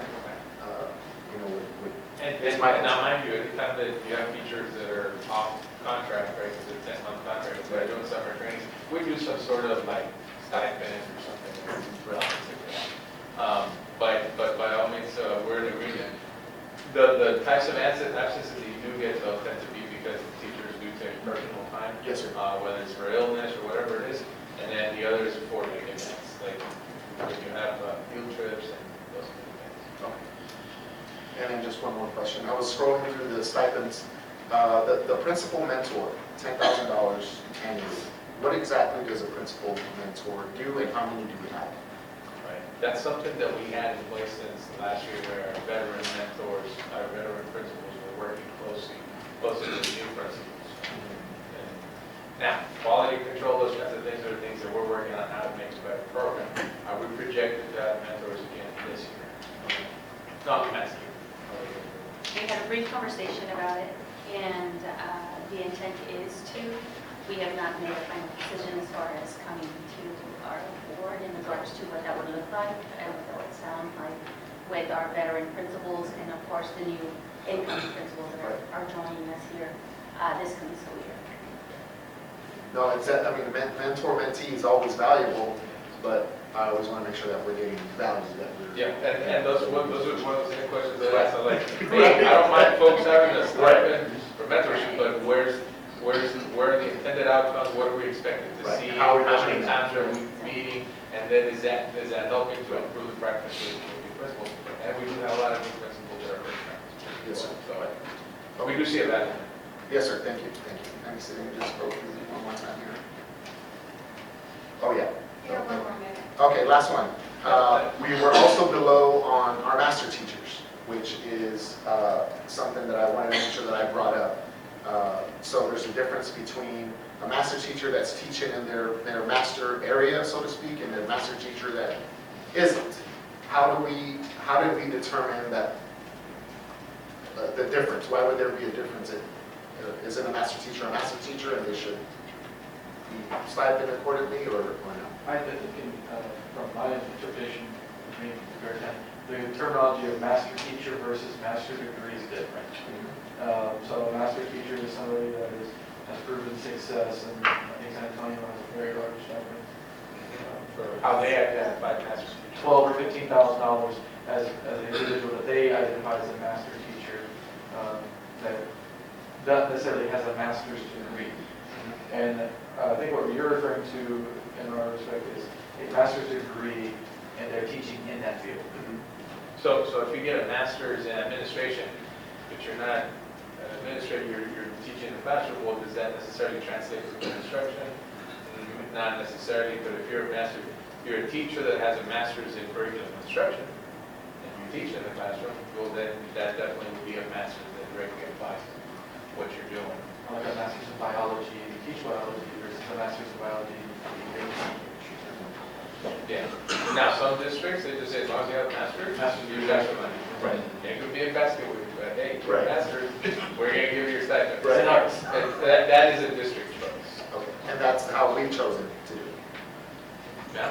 Mr. Rodriguez, just Yes, as ma'am. a background from San Antonio Independent School District that was shared, their initiative for the master program, they created an internal initiative as to what that would look like with the criteria and meeting those particular criteria initiatives. And then the principals had to determine what they needed within their campus to increase outcomes for students, correct? And then that was determination, and then they allowed the funding. So they said, here is the piece of pie, pretty much this is our funding source, and this is what we want it to be for each campus. But each campus instructional leader would have to determine what that looked like for every single one of the campuses. So it varied as to what that compensation was going to look like at every campus, and I would say whatever instructional leader could plan, that's where the funds were utilized. So they did take some additional funds just for that particular initiative within. And it was quite popular as far as. And I'm glad, yeah, because last time I only got like 30 seconds. I think that we can put more value into our master teachers because we want to keep them here. We want to attract more master teachers. So I think that we want to put It more was value a definite wonderful incentive, and it was created from within the district. Thank you, Mr. Rodriguez. Ms. Flores. Yes, Mr. Rodriguez brought up the substitutes, and I had a question about that as well. My curiosity is, I would like to know, are we compensating our substitute teachers enough to be competitive with the surrounding school districts? Because it's hard to find substitute teachers. especially good ones that will want to, we want to keep them. And if they're good, schools already know, and they're going to grab them, and they're going to keep them. So, but at the same time, it's not easy being a substitute teacher now than it was 10, even 15, 20 years ago. So are we compensating them enough to keep them here?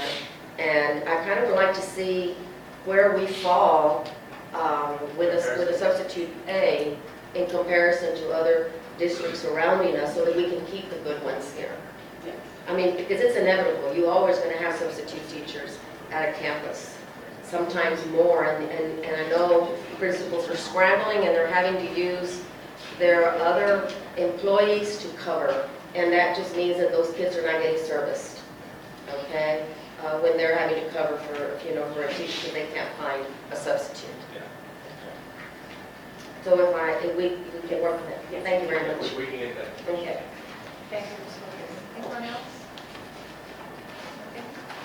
I do have, if you could, Dr. Flores, on the compensation plan, there are some areas that are highlighted, and I didn't see anything on the descriptor to explain anything. So can you go to the highlighted areas and tell us if it's highlighted, is it a change, or why is it highlighted? We can go through them if you'd like. Do you have any like just particular questions you have? Or Well, no, would you because- like to go through them? I don't think there's that many. I think it's important that we know, are they changing number of days? One says if there's a mentor Head Start readiness moved from AP1 to 110 days. And then there's, so there's changes, but I don't know, there's no specific on what is it. But is it just days that are Yeah, changing? I had a narrative, as we spoke about this in Yeah. the agenda setting meeting as well. I had a narrative created for this to answer this exactly. I just didn't have it completed before the deadline on the board book upload. So I could provide you that narrative, that would be more simplistic for you. Can you just then do the changes? Then I do Because have there's a that. lot of highlighting. I do have that. If you It could just changes, yes. Okay, can you just, is it a lot? I mean, can you run through them with I us? can, that's what, I'm finally going If through you them. speak fast. I will try. I like that. Just speak fast. On page 8, we've got a Head Start readiness mentor that was moved from an AP1 to an AP2 based on additional duties. Page 8 is as well, we have a custodial and grounds coordinator, changed the title, so it's a title change to facilities coordinator. Page 8, on-site coordinators for GEAR, we added 3 units due to that grant being, what is it, one word, yes. Mentoring coordinator, that's a GEAR Up unit as well. Page 9, there's a PBIS coordinator, PBIS facilitator, PBIS specialist, all removed because the grant was ending in September 2019. On page 9 as well, we have a Health Science Academy coordinator, changed the title from Director of Student Empowerment and Choice Programs. That was also a reduction on the AP scale. Is that on AP5? The health science that you just mentioned? And that's on page 9?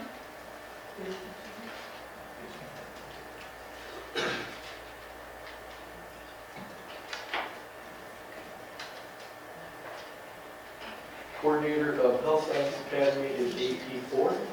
And so that's page 9? Yes, ma'am. Yeah, there's page 9. Oh, yeah. Great. Hey, which one?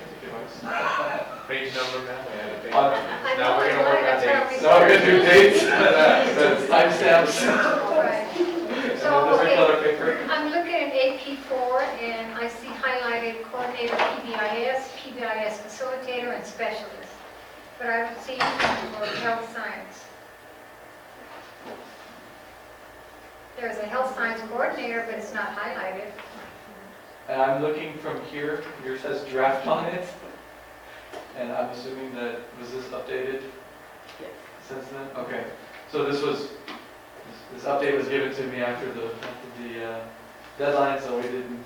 So there was changes made that are not in here. Yes, ma'am. This coordinator of health sciences on an AP4, 215 calendar days. Okay. It appears that way. It's 250. Is there a not, is it, and then not even highlighted? The coordinator PBIS, PBIS facilitator, and specialist PBIS, those are removed? Yes, ma'am. Okay. Those will So I guess if you look at this as like a living document, they'll just come out from the final approval. And then you have guidance counselor coordinator 240. AP 5. I'm on page 9, but it's changed. Mine is still. I think you can upload the document. We can, yes. That's I'm okay. just saying so that Yeah, you no, I can see what understand. he's looking at. Just go through, just tell me what the changes are, I'll try and follow. Okay, all right, I'll keep going. Number 9, the addition of the associate principal. Number 9 as well, or page 9 rather, the DAP principal included. Page 10, chief of staff unit added. Page 13, child nutritionist secretary moved from a CT5 to a CT6. Question, AP 9, chief of staff, what is the change there? Adding units, Adding a unit? yes. So we're adding a chief of staff? There wasn't one in your 18, 19. You That added becomes So you officially part of the compensation. So this is your position? Yes, ma'am, it's me. Not another one. Delete it. Get rid of it. All right, thank you, Mr. Schulman, you can proceed. Page 13, the child nutrition secretary was moved from a CT5 to a CT6. Okay, The page 13, procurement and inventory specialist moved from a CT5 to a CT6. okay. Page 13, McKinley Vento specialist increased from 226 to 240 days. Page 13, Bureau of Administrative Assistant unit added. Page 13 again, student data team specialist, changed title from coordinator to specialist. Page 13, marketing specialist unit added. Page 15, instructional aid deaf education removed due to the dissolution of the program. As well on page 15, we have interpreters level 1, 2, and 3 removed. On page 17, HVAC apprentice unit converted to technician. Page 17, lead athletics worker unit converted. On page 17 as well, athletic worker unit converted. Page 17, HVAC technician moved from an MS3 to an MS4 due to additional needs. What is an MS3? There's a pay scale. Is that a scale? Yes, ma'am, that's a pay scale. It's, Manual skills or Yes, something? but I want to ask a question before he keeps Sure. going. Oh, sorry. Yeah, but Sean, on page 15, you're removing interpreters. Yes, ma'am. What's the reason why we're losing interpreters? Our interpreter and our deaf ed program is no longer going to be housed in South San. So the program's been dissolved, and all of those students, along with those educators, they've either been reassigned to other duties and have left the district, and our students are going to San Antonio ISD. Sent. Yes, Okay. ma'am. All right. Mhm, thank you. I believe we were on page 18 for athletics ground foreman, was a converted unit. Page 33 and 34, we have a lead UIL campus teacher. This was added back in October.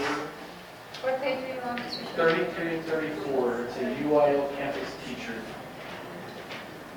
I think that these are where we're getting to the stipends. Okay. These have already been board approved when you did your stipends back in October. The stipends themselves. Page 36, they added a music coordinator at that time. Page 37, the CTE stipends. That was highlighted on yours and it's not highlighted on mine. That one should not have been highlighted. It's been an established practice. It's been that way since 2015.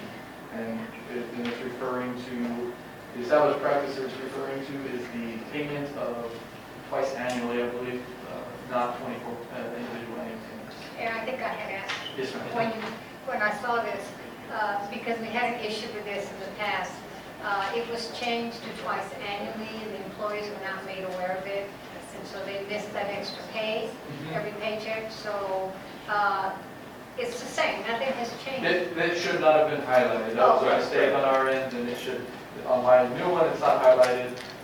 It's the same as it's been since 2015. Okay, so this is nothing new, employees, nothing would change for their pay. Yeah. Okay, and that was the last one? Okay. Board members, are there any questions on any of the changes that have been made by staff, anything there? No? And that, Dr. Flores, can that one be uploaded to board book as well? Maybe like The version most 2 recent or one, oh, the one that has The the updated explanation? one. the updated one? Yes, yes, definitely. If y'all are good with it, we're good. Okay, all right, okay. What does anybody else say? Okay, Um, yes, Ms. One Wood. minute. Thank you. On the Model A, B, and C that you've given us, and then Ms. Cadena gave us, I wrote down the total amount for Model A for hers was $3,189,000. And the one for Model A that we got from here, from the district, is 2.392 million. Why is there a difference? All three of them were different. She brought. Yes, Ms. Cadena, thank you. Yes. So there was an update to the cost because in the initial ones that we provided, it was not capturing the police cost of that 40,000 under that 48. police category. Uh-huh. It was not picking up that one group. So are you looking at the total? I had the total, Total because cost? the total that we were given was for Model A, 2.3. Oh, okay, Oh, no, two. this is different, I'm sorry. This is different. Okay, yes. So keep in mind, the amount that is in this category here, referencing to the House Bill 3, whether you meet that 30%, that 75%, and that 25%, or that 30%, this cost applies to only this category of positions, right? So the total pay increase cost is going to be the cost for the pay increase for all Everybody employees. else. This is only for the category Okay. specific to HB3. Okay, so the 2.392 plus the others. that were That's given. correct. Okay, gotcha. All right. Because all three of them were different as well. That's All right. correct, I yes, understand. that's, So it should add up to the same. it should that's add the up to same. Yes. Yes, Yes. yes. it's the Okay, same. thank you. Yes, okay. All right, so there is no difference there. Well, yes, the totals are different, but it's only includes the, The hospital 3 applicants. yeah, the, Oh, okay, yes, this is only House Bill 3. Yes. House Bill 3, not the others. Right. Yes. This is just strictly teachers. Right. Basically. And the Teachers, non- council member. and nurses and librarians and Yeah, counselors. exactly. Okay, all right. Good. Any more questions? All right, if there's no more questions, thank you, Ms. Cadena, for coming and making the presentation to us. And I want to thank staff also for your presentation and the backup information we got. So we're going to move on. The next item is consent item. Number 1 is to approve the budget amendment for transfer of excess funds from workers' compensation reserve to general revenue fund. This is an item, Dr. Flores, if I may, just to, it's already been approved and discussed, but as a formality, we have to do as a budget amendment. That's why that is here. So at this time, if there's, do I hear a motion for consent item number 1? Move to approve. A motion by Mr. Rodriguez. Do I hear a second? Second by Ms. Peña, and I have discussion. I just have I wanted to tell Ms. Kaiser, she did the amendment, and I want to tell you that I'm really happy to see the amendment and in the format that you did it. Thank you so much. And I think what you did was exactly the way an amendment should be done. On this amendment, the descriptor is, as I see it, is you actually created the 7900 series, or you put that workman's comp money into the other resources and non-operating revenues, and then you added that as a revenue, along with the 57, 58, 59, and then you showed, and then you showed, and then you spent it out of 81, or you put it in 81, and then that covered the cost of the 1 million. So actually it was a wash. Interfund transfer. Right, so it did not impact the deficit. Did you have a 5.3? So it kind of covered each other. Thank you. And it was done right because workman's comp is a restricted fund. and that's exactly the way it should be noted on there. With a different line or subline, whatever you want to call it, and that's where the money should go. So you did it right, thank you, I appreciate that. My next question is, should we, because the workman's comp, as you know, is a restricted fund, and according to the auditors, when he was here a while back, he verified that workman's comp is restricted, so was the tax subsidy fund. So maybe the way that you did it here for the amendments, maybe that is the way with the restricted fund or the tax subsidy fund, that it should be that money, all the amendments we've done on the tax subsidy fund, we had a 2.4 and then we had 3 others, I think. Then maybe that should have been a 7,900 line item also where that money would have been put into, and then the 81 for the expenditures. I'm just thinking if that's how it was done for workman's comp as a restricted fund, then as a tax subsidy fund, maybe that's something that we need to look at to show, because what's happening is, since it's not being done that way, we've had a lot of money that has we use for one-time expense to the schools, but we're not showing it's separate, the expenditure from what was allocated. So what's happening is, this was a wash. This is not increase our deficit, and the way the tax subsidy fund is being done now, it looks like it's adding to the deficit. So it's just I was pleased to see this. It was just an idea. Maybe if we do it for the workman's comp, maybe that's something that we need to do for the tax subsidy. I know that we've had a lot of amendments. I don't know if that can be redone or not, but I did want to mention that to you. But I can't do it like that. Okay. And only because it is a 199. It is a general fund. Sorry. So, general fund to general fund. I understand. But I think for the very beginning, I know I had... But I am keeping track of it separately for you. Right, exactly. But it's still showing up. It's like it's adding to the deficit. And it has to. Yes, ma'am. Well, okay, we'll leave it at that. Only because it was already moved into. Right, Yes. absolutely. Yes, But ma'am. it's still a restricted fund. I know it was moved into there, I understand that, I got your responses. But the fact of the matter is that it is a restricted fund, because there is a resolution that says that it is a restricted, and the auditors themselves have said that. We could go on this all night, but I'm going to leave it alone as it is. My 5 minutes are up. Thank you. Okay, yes, Ms. Floyd. Yes, thank you.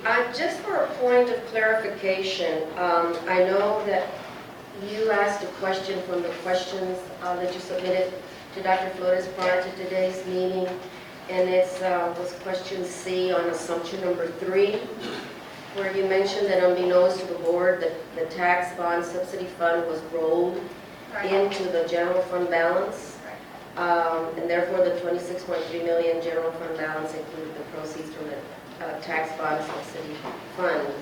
Well, it's been said several times by my colleagues here in this board that the previous administration rolled over these funds without board approval. I kept saying, no, we had board approval. Well, we found the board approval. It was at the meeting where December the 14th, 2016, and it's in the minutes. Exactly, and I read the minutes. I read Ms. Kaiser's response, and I personally went into the minutes to look and see. So you're right, it was rolled over by an action of the board, but the fact of the matter is that it is a restricted fund. But it was done. It was not done by the administration without board approval. Well, it was done, but if you look at the minutes, it's kind of awkward that if you read the minutes, the first action was to not do it, and the motion was made and it was approved.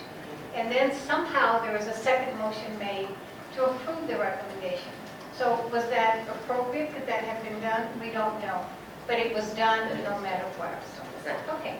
Thank you, Ms. Flores. All right, so we have a motion by Mr. Rodriguez, seconded by Ms. Peña.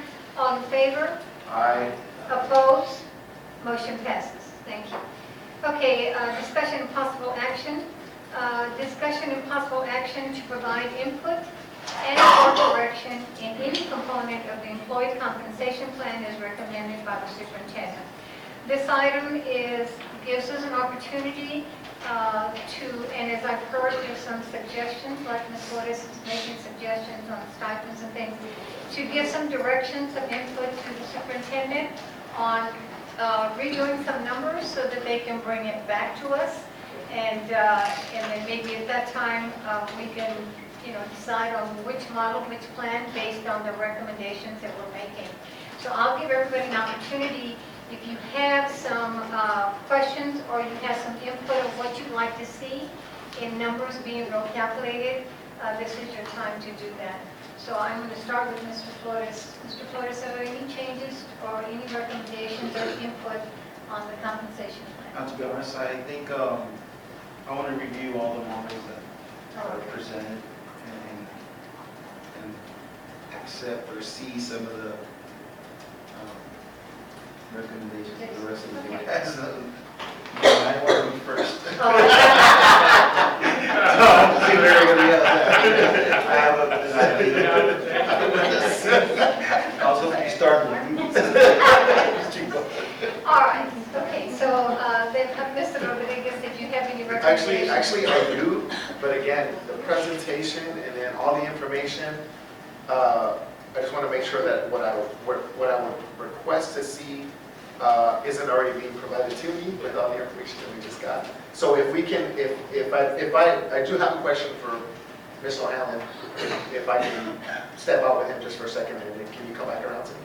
Sure. Okay, I just want to clarify something. Okay, all right, so Ms. Pena, do you have any questions or recommendations or recalculations on what's being brought to you on any of the compensation or something?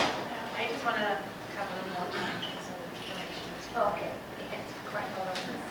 All right, Ms. Flores, I think you had some. Yeah, I always state what I said, that I feel that we need to be above market value across the board with all our employees. So if those two categories that I mentioned are below, then we need to look at that so that we can just, it's fair to have everyone, along those lines. And Yeah.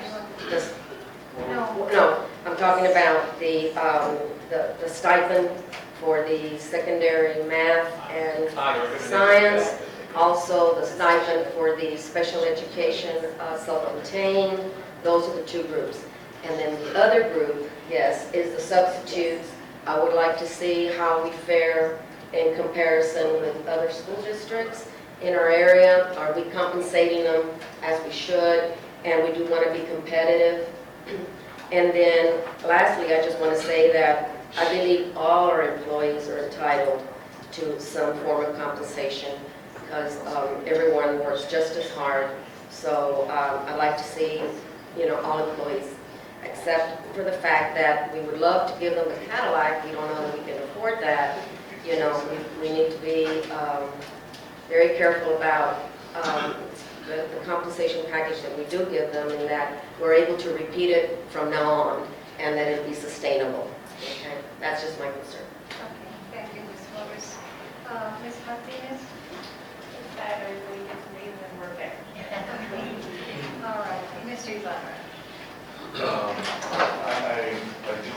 I'd like to highlight the stipends as well, because I think that that's an area where we're having some math and science, especially.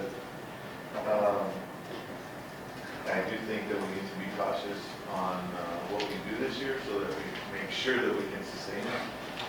But I reserve on what I want to say our raises should be, because I'm married to an employee of the district. And so I don't want to make it seem like I'm trying to overstate any increases or anything. I just want to make sure that whatever we do, that we can sustain that over the, recurring cost is something that we need to really keep in mind moving forward, that we can sustain that. Especially with all the other stuff that we got, moving parts, we got campuses opening that were not open, and then we're going to increase those campuses to more grade levels over the next coming 2-3 years. I think we need to take all that as account when we're thinking about it. But I do support employee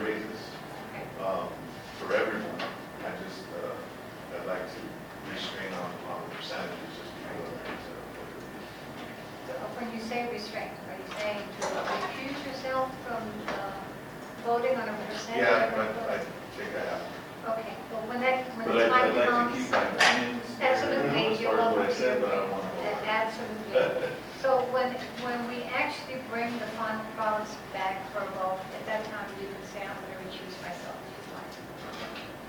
So, but you would also like to see the math, science, and special ed stipends. See Yeah, I think if that's. we can, what's competitive, and then how can we compete or up it a little bit. And because honestly, I feel like that's not going to be a big dollar amount change for us to be able to have that. I mean, there's not that many math and science teachers if we wanted to do it. I don't think it's that much. I have a question, if you're doing this for everybody. It was also said that we're not quite there for the auxiliary. I know we're not at $15 an hour, and that's just not doable at this moment. But do you know what the disparity is compared to other districts? How short are we falling compared to other districts? Our starting pay has been, since I've gotten here, our starting pay has been one of the barriers of entry for receiving skilled trades or auxiliary, in my opinion. We do have issues recruiting. Once people are here, retaining is not as bad, but recruiting is the issue. Then coming and accepting the salary for a lower price, they don't necessarily value the health insurance and the other options that we give them as much as they would a higher salary. So it's been difficult. There is a disparity. We did the $15 because that's what everybody was doing, and it kind of shows you the value. But we could look at doing something less with that same concept of adjustments, if that was something you were interested in. Can you tell us what is the hourly rate right now for our employees? Well, it's in our comp plan, the plan that was presented. It varies depending on what position. What's an average for employees? What's the I high, what's the low? so look real quick.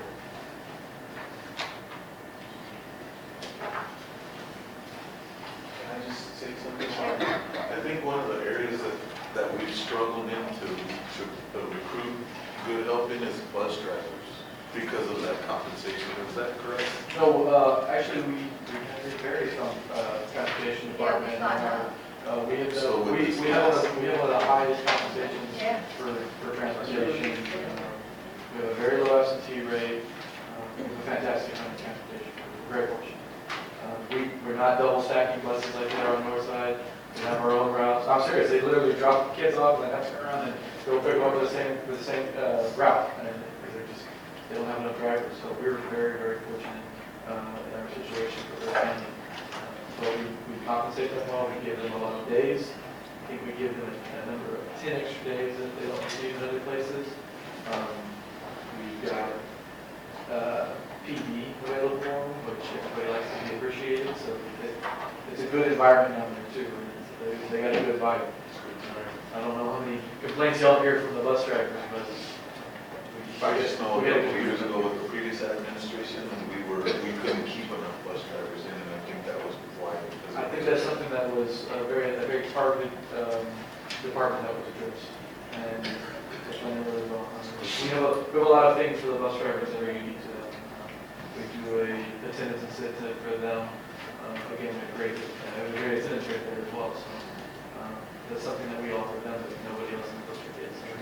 So they have a lot of very unique items. So to answer your question now, we're looking at 131 days on what would be, or 183 days. Let's take a 5-hour bus aid. This is going to be a hard calculate. Food service worker, there you go, the 240 expense. Is a 191 days. Starting salary is $11. The maximum would be $14.50. And it kind of just goes down as the scale increases. So your custodians are in that $11 category. Your head custodians would be at $11.72 starting, to $17.22 maximum. And it just goes on down the road. Bus drivers have their own scale. They start at $14.75 up to $21.67.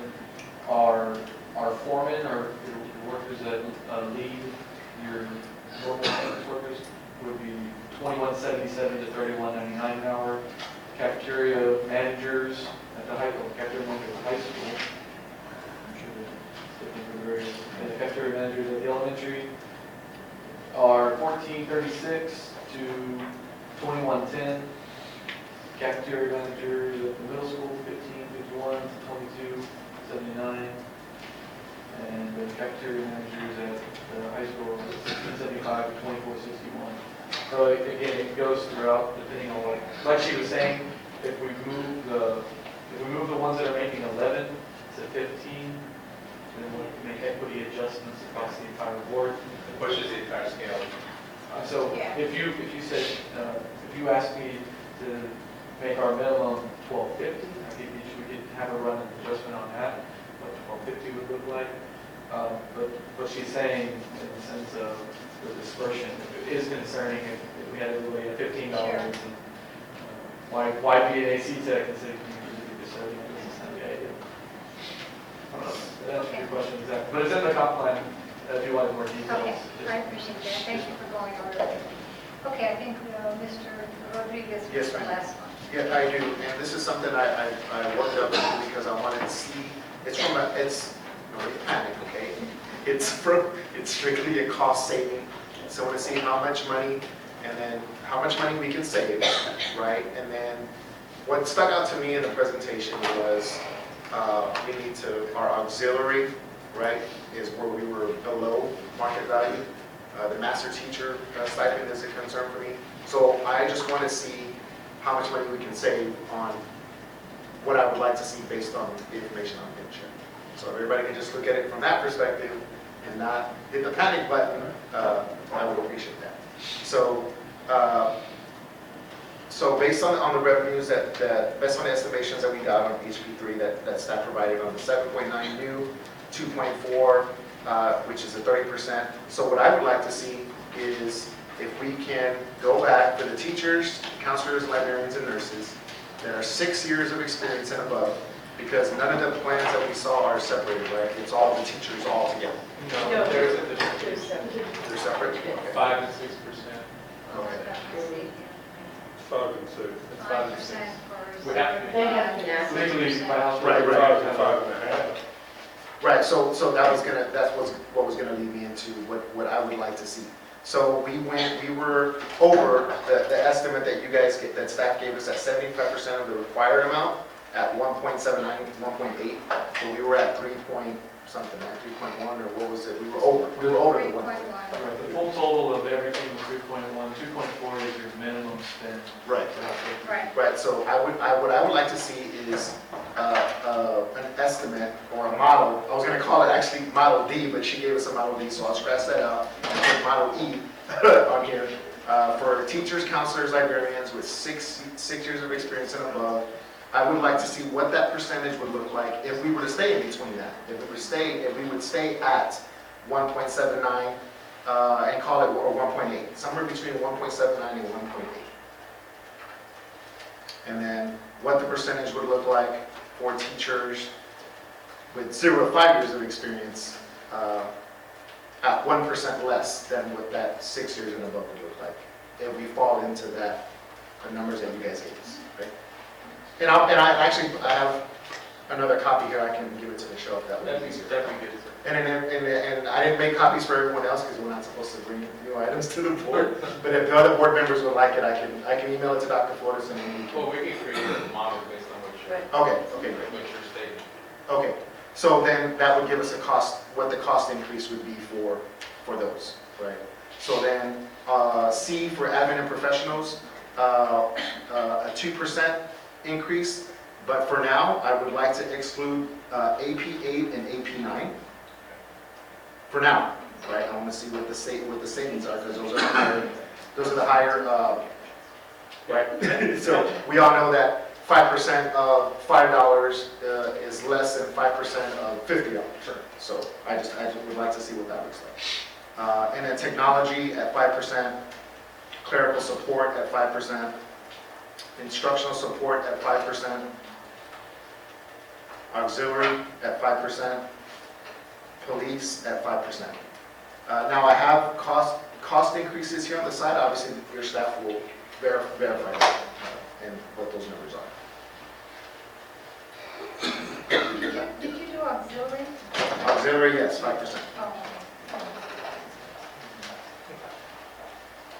just for clarification, the goal of the teacher, librarian, counselor, and nurses was to take it as close to that 1.8 as possible? Yes, sir. Okay. So we can provide them all. We've built something like that. Okay. Yes. And that was it? That's it? Okay, I think because it's an action item, I guess we need to get an action, a motion made to forward these to administration so that you can come back and with your numbers at the next meeting. So do I hear a motion on this item? I can make the motion. Was that the only one that made the recommendation? No, Ms. Lewis and Ms. Oh, okay. Williams. So it could be a broad motion, right? Like, I think so, right? so I'll move that we direct the superintendent to fiscally adjust the components as listed, well, as proposed by, As discussed. as discussed, as proposed. Yes, it's Wait, is that good, Kevin? Is that right? To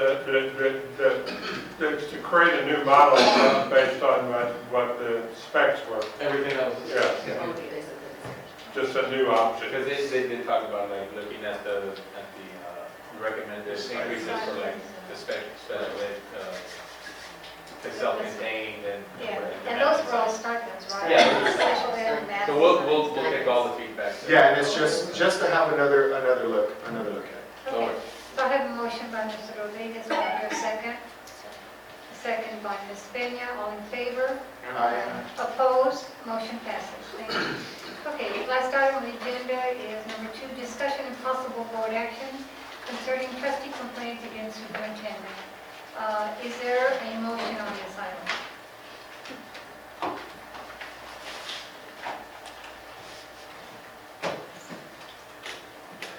Okay, one more time, is there a motion? No? Okay, so at this time, there is no action on item number 2. Do I hear a motion to adjourn? Adjourn. There is a motion to adjourn, all in favor? Aye. Any opposed? Motion passes. Meeting adjourned. The time is 9:30. You're going to give somebody